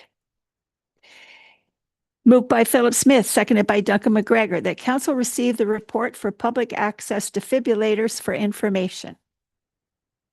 Discussion. The more we get, the better. All those in, oh, Lynn, go ahead. Thank you, Madam Mayor. I just, in regards to this report, I was the one that requested it and I'm very happy to have it. And I just, I'm very interested. The reason I put this report in or request in was to get an AED set up in Arden at the sports center because it's being used on a daily basis now. I appreciate having this kind of information. My follow-up to it would be, is this something that the township would be assisting with funding, or would it be the individual user group that would be having to pay for this? Where does the money come from to buy these? Duncan, does the fire department buy these, or how does that work? No, sorry. The money that is allocated in this report, based on my reading of the report, is it would have to come out of our budget at some point, or an individual user group would make a deal with the township to purchase it. Okay. So what is the cost of purchasing? And then there's the maintenance cost, which is batteries, which is expensive. So maybe if the township bought it, the rec committees could buy the batteries. I don't know. Does it also require batteries? I know it requires power and Wi-Fi. So really? based on my reading of the report, it's the actual defib unit requires a battery service and to be serviced professionally every year. The unit that you're talking about that requires power is the case in which it sits in. So it sits on a wall, it's heated, but you still have to change the defib battery and pads due to a service schedule probably once every year. Yeah. So there is a maintenance cost to it. Mhm. So we need to get some prices. He's provided prices here, but not for the maintenance aspect of it. Okay. And that's something, I guess I'll go into further discussions with. Your rec committee? Yeah. And maybe that's something Central Frontenac Rec can discuss as well. I So- just think it's something that's a very valuable tool to have Yeah. on site. I know that center is used I would say 6 out of 7 days of the week. Yeah. And having a public access for that would be, could save a life. yeah. So it is for information, so we can bring it back and see what people are thinking. Okay, Thank you. all those in favor? Carried. Okay, moved by Duncan McGregor, seconded by Philip Smith, that council receive the accounts payable report, check distribution in the amount of $2,067,593.99 as prepared by the treasurer for information. Any discussion? Let's pay the bills. All those in favor? Carried. Moved by Lynn Clegg, seconded by Cindy Kelsey, that council approve the following apportionments of assessments as recommended by impact for 2025 as applicable for the following roll numbers. And there's 2, 4, 5 there. Any question on any of those? All those in favor? Carried.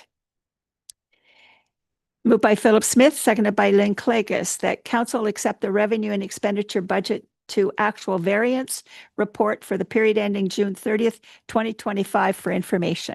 Michael, do you have any that you want to draw to our attention?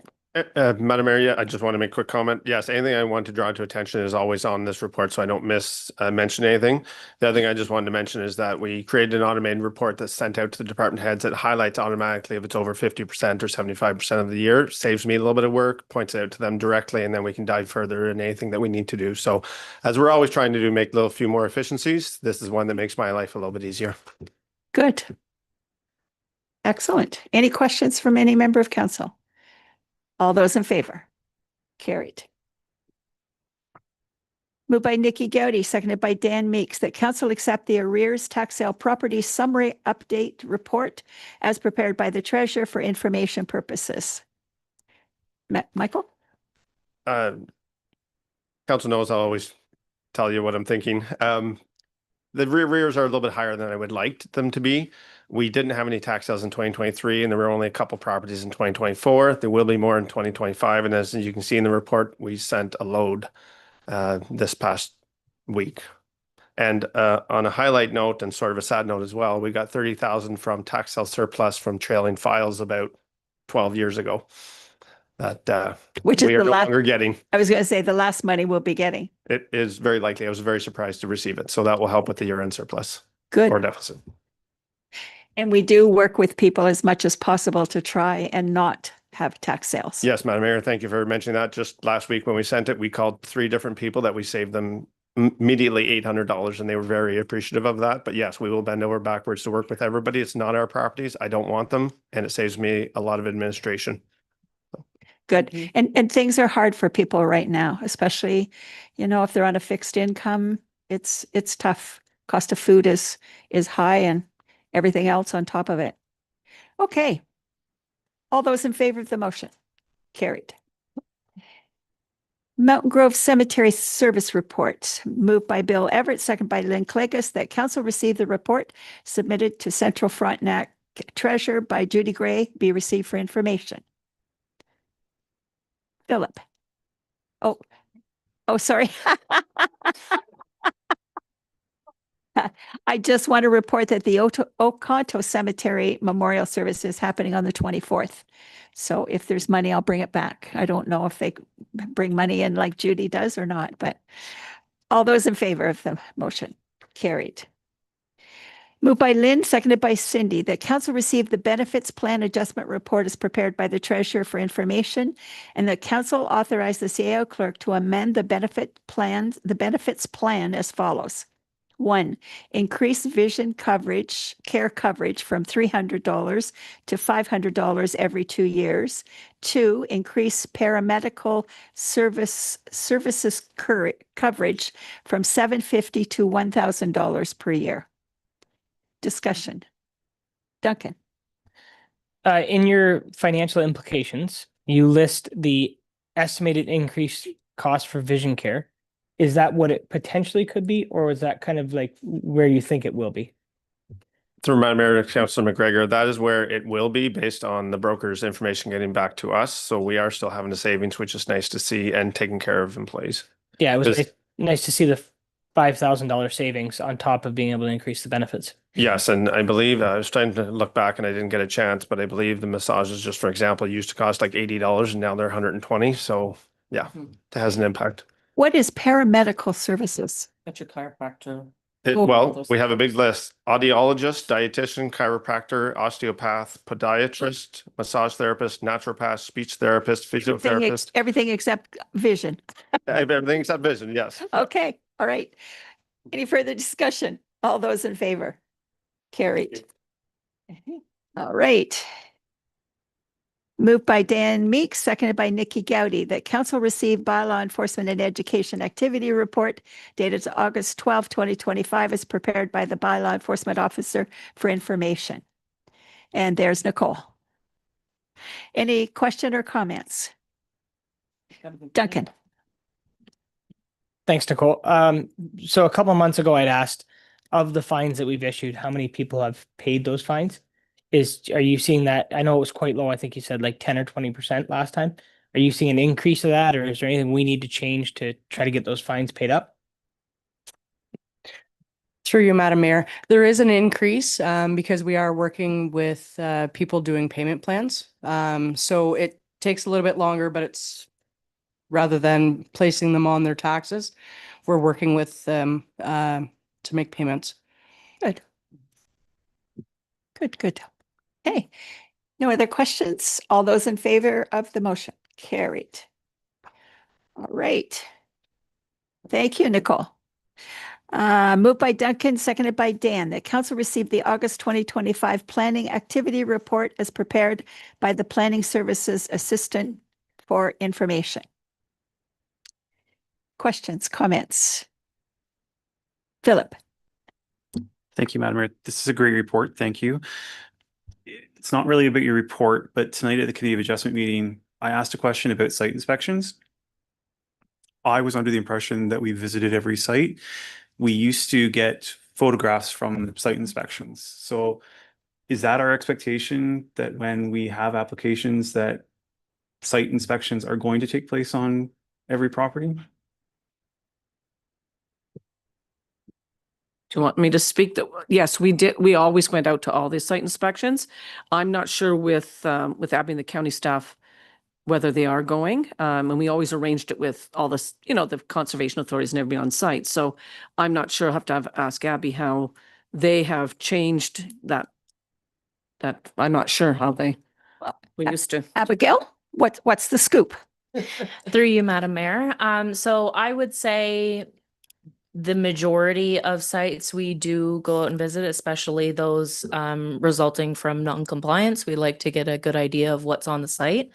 I would estimate probably 85 to 90% of the sites we do go to. For example, the one that was heard at the Committee of Adjustment today was for a very small, simple request with a very small variance being requested. Come to find out they had actually done the work prior to permits or approval being granted. So, I mean, we certainly can go out to every site, especially for minor variances. It's whatever council desires. And what do we desire? That we should take pictures of each one? I guess since committee doesn't go to the sites, years ago, we used to go to the sites. If you were a member of Land Division Committee is what they called it back then. So yeah, pictures would be good. I mean, they're all flat on a map, right? Like they all look nice and level and Yeah, true. Pictures like 1,000 words. Okay. Do we have a camera? Is it just phones? There you go. All right. You're in the picture taking business. Okay. Any other questions or comments? All those in favor of the motion? Carried. All right. Moved by Bill, seconded by Philip, that council received the July 2025 Administration Activity Report as presented by the Chief Administrative Officer Clerk for information. Questions, comments? All those in favor? Oh, Duncan, sorry. I haven't seen the ad in the Frontenac News yet. When do we plan on starting that? The little blurb, the bulletin. The half page that South Frontenac does. Don't say this. I think we got some. I apologize.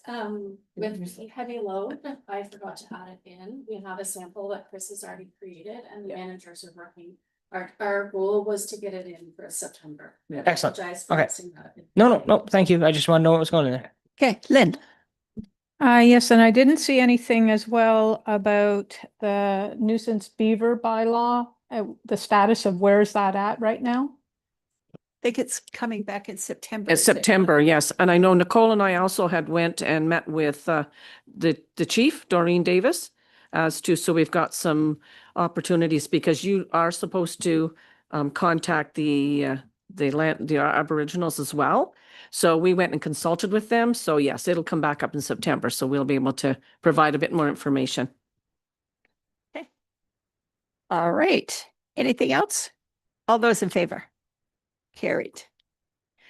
All right. Moved by Dan, seconded by Philip, that council received the Volunteer Appreciation Events Committee Terms of Reference Report for information.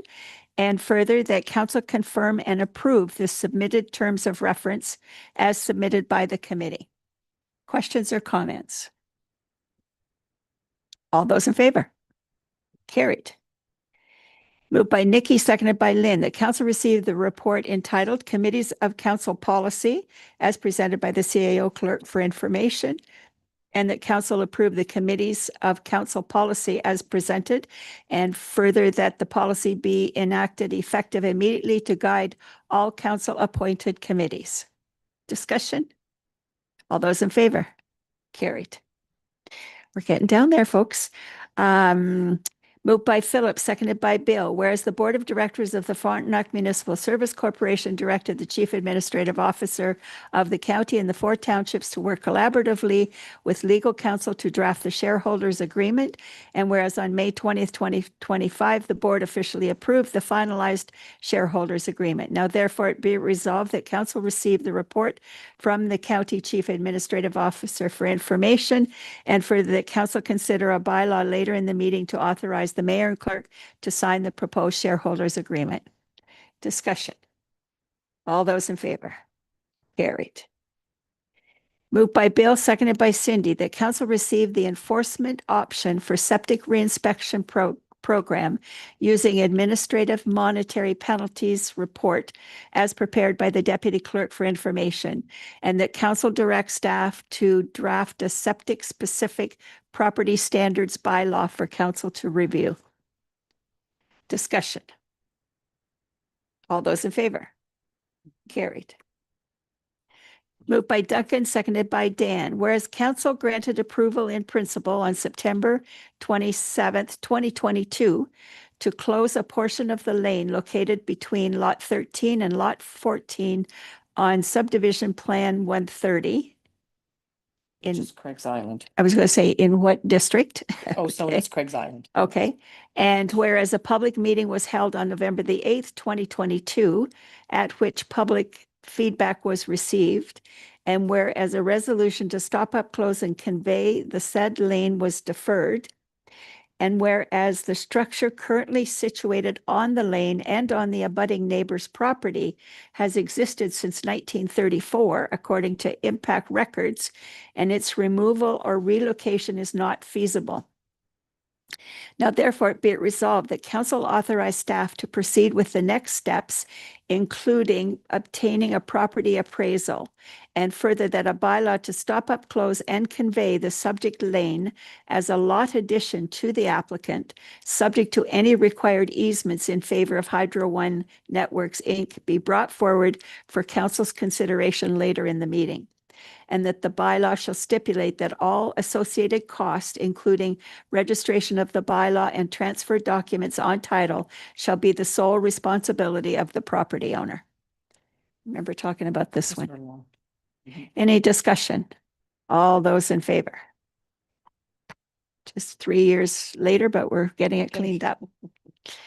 Okay, moved by Dan, seconded by Philip, that council receive the report entitled Road Allowance Closure Bylaw Change, 15894 Road 509 for information, and that council enact a new bylaw to permanently close, declare surplus, and authorize the sale of the portion of the road allowance described in the registered plan associated with 15894 Road 509 later in the meeting.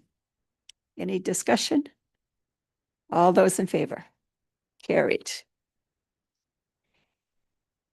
Committee or other reports, moved by Cindy, seconded by Dan, that council receive the septic reinspection committee report for information, and that council approve the creation of a full-time administrative position to provide clerical support for septic administration within development services, and to continue providing clerical support to the clerk's department.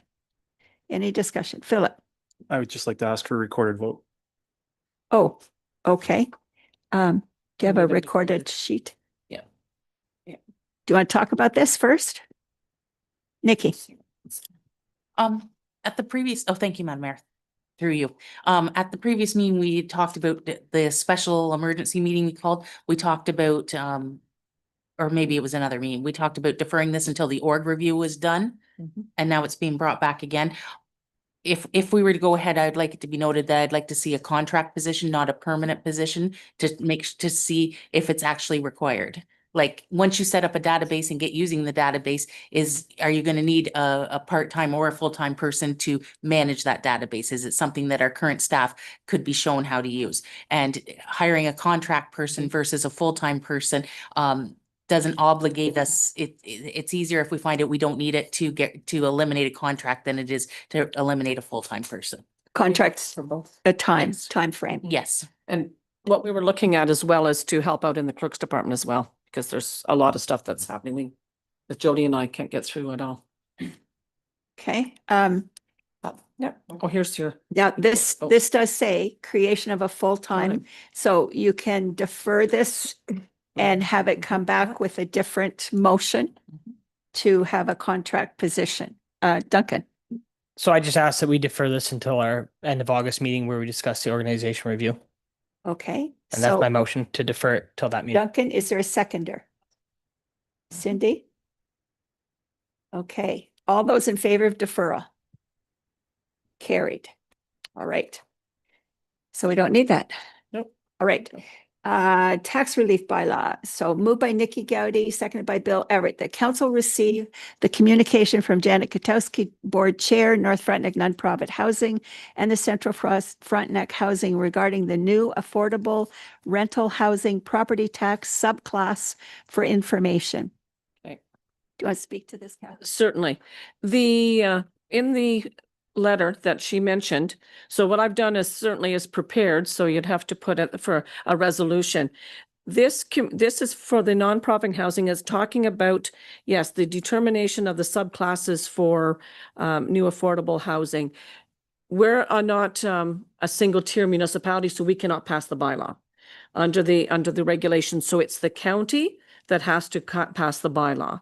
So what we can do is certainly, as council wishes to, is to, support and send a letter of support to the county to have them go ahead and do a bylaw for the, that subclass determination. Philip?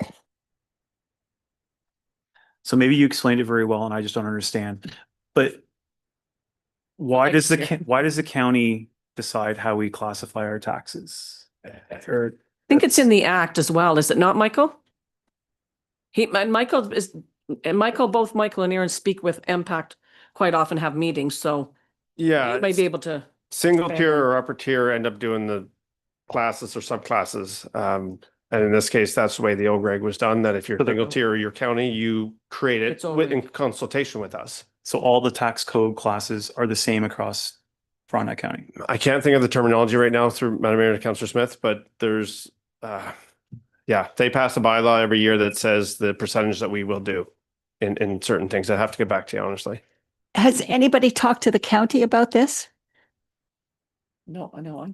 There was previous discussions about it at the treasurer's meeting, and there was no appetite at that point. But it was the county that would have to take the lead on doing it. Okay, so this motion is just to receive it for information for now.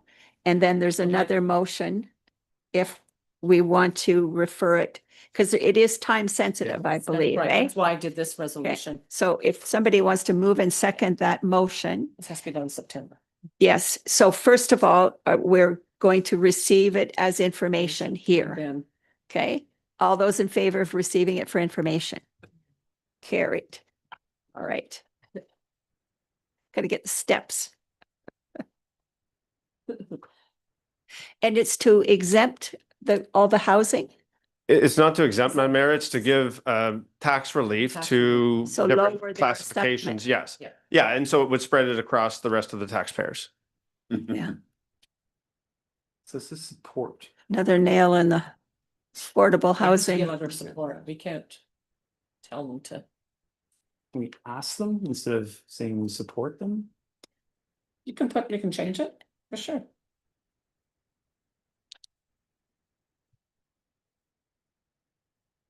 How many units do we have in our municipality? 25, 30? We do have a lot. We do. 24? Yeah. Not including Sheriff Street and Sergey. I never picked those up, but I picked up 24 units.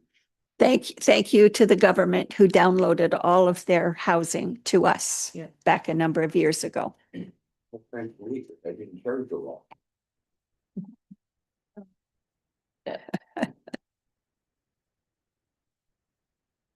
You just took it off of Janet's letter.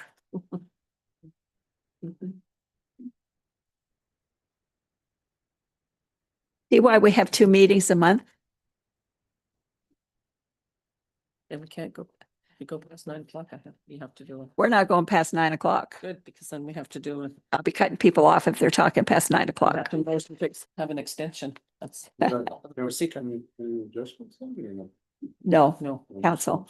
Council. Yeah. So as you mentioned, Madam Mayor, this is time sensitive and Yes. the housing committee doesn't meet again until September. So we wouldn't have an opportunity to comment on it either. But we would like to support and help housing in the municipalities. Of course we would. Yes.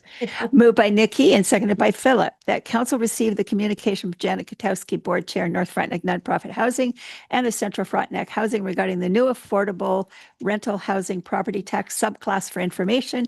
And further, the council authorized the CAO clerk to send a letter asking County Frontenac to support a change to enact the proposed new affordable housing property subclasses, recognizing that the Township of Central Frontenac as a lower tier municipality is subject to subclass determinations made by the county. Discussion. Don't ask me to repeat it again. No, it's good. I won't. So the province is not reimbursing us for the lost tax revenue of this 35%. And so when I read this report, I assumed we were just receiving it for information. I didn't know we were supporting it. I happen to agree with our treasurer. We're taking that 35% and we're putting it on the backs of all the other taxpayers who are having a affordability crisis in their own homes. And so because of that, I don't support this motion. And unfortunately, we're going to have to leave it as is. And that's just my 2 cents. Okay. All right. So all those in favor of, oh, no, I've got one on this one. This one I can do. Okay, so a recorded vote, and we're going to start with Mr. Smith. Yes. Dan, Yes. Nikki, Yes. Duncan, No. Susan's not here. Bill, Yes. Lynn, No. Cindy, Fran, yes. Carried.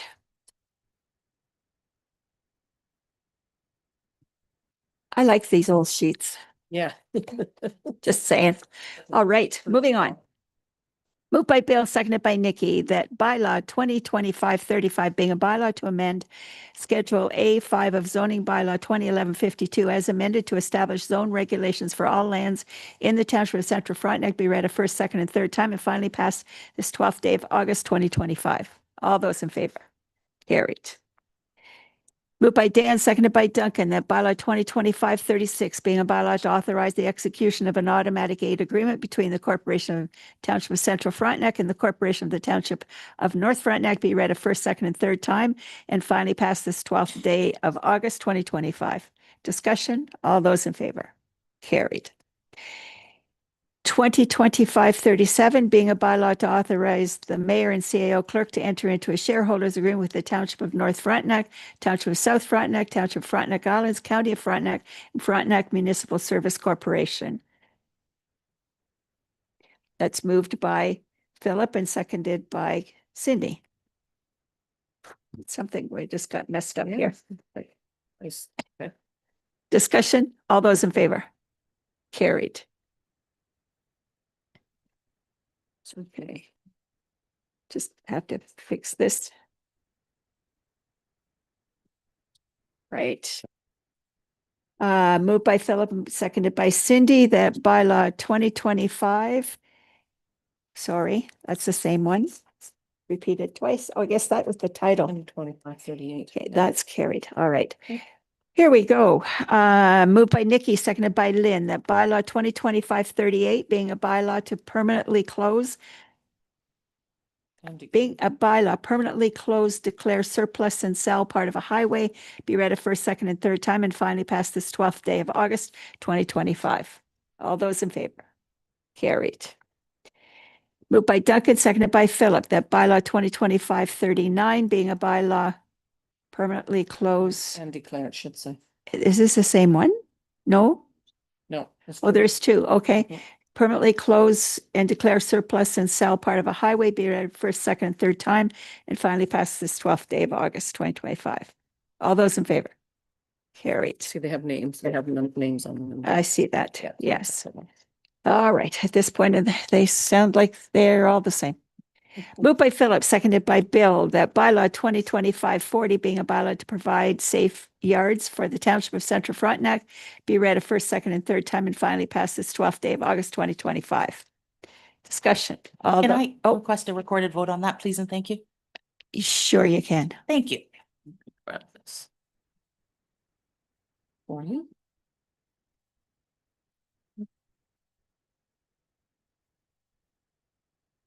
All right. Nikki, No. Dan. Yeah. Philip, No. Duncan, Yes. Susan's not here. Bill, Yes. Lynn, Yes. Cindy, Yes. Fran, yes. It's carried. Carried. That's got to go with that, right? Yes. No. All right. Okay. Any notices of motions? No. We have a giving of notice of motions. Yes, you have a giving a notice. Do I read it all now? Yes. Okay. So moved by Duncan. Potential one-way Elizabeth Street. Whereas the number of available parking spaces in the village of Charlotte Lake is a known issue, and that the south intersection of Road 38 and Elizabeth Street has been identified as a potential hazardous intersection, and that traffic movement throughout Elizabeth Street is often congested and difficult due to two-way traffic. The council directs staff to bring a report to the October 28th council meeting outlining potential benefits / concerns with changing Elizabeth Street to a one-way street. Okay, and there's a second one, moved by Duncan, that council form an ad hoc committee comprised of staff, members of the public, and members of council to review the township website and provide recommendations on how it can be more accessible, user-friendly, and support other items outlined in the strategic plan. So, and this will come the next meeting. Okay, any new or other business? Yeah. Sharing. No, there is not. Sorry, Madam Mayor. Okay, so Getting all these. we're going into closed session. Yeah, we're going to close session. I Yes. need the words. Sorry. Just Oh, sorry. can I express how dissatisfied I am with CP Rail and their timing, I guess, and the lack of notice that they provided to us to be able to, one, notify residents and make proper accommodations and take into consideration, there's a children's camp at the end of that road. The number of other residential and cottagers season just was all bad. And I can tell you, they know. I was on the phone with Scott Reed's office, John Jordan's office, with the gal who was getting married on the 11th, with the president of Eagle Lake Property Owners Association, and just about anybody out. Oh, and one of the docs, can't think of their name right now, but anyway, yeah, they basically, I said to them, you have no consideration for a rural area in the summertime. There is no reason this should be done in a July or August month on a road that has 60 cottagers and a camp. So they did get a piece of our minds for sure. And I learned tonight that it was the township that provided signage. So, I mean, that's a fail on their part as well. And it's the township that put it out there that it was closing in the first place. So we got the calls, and Scott Reed's office was excellent.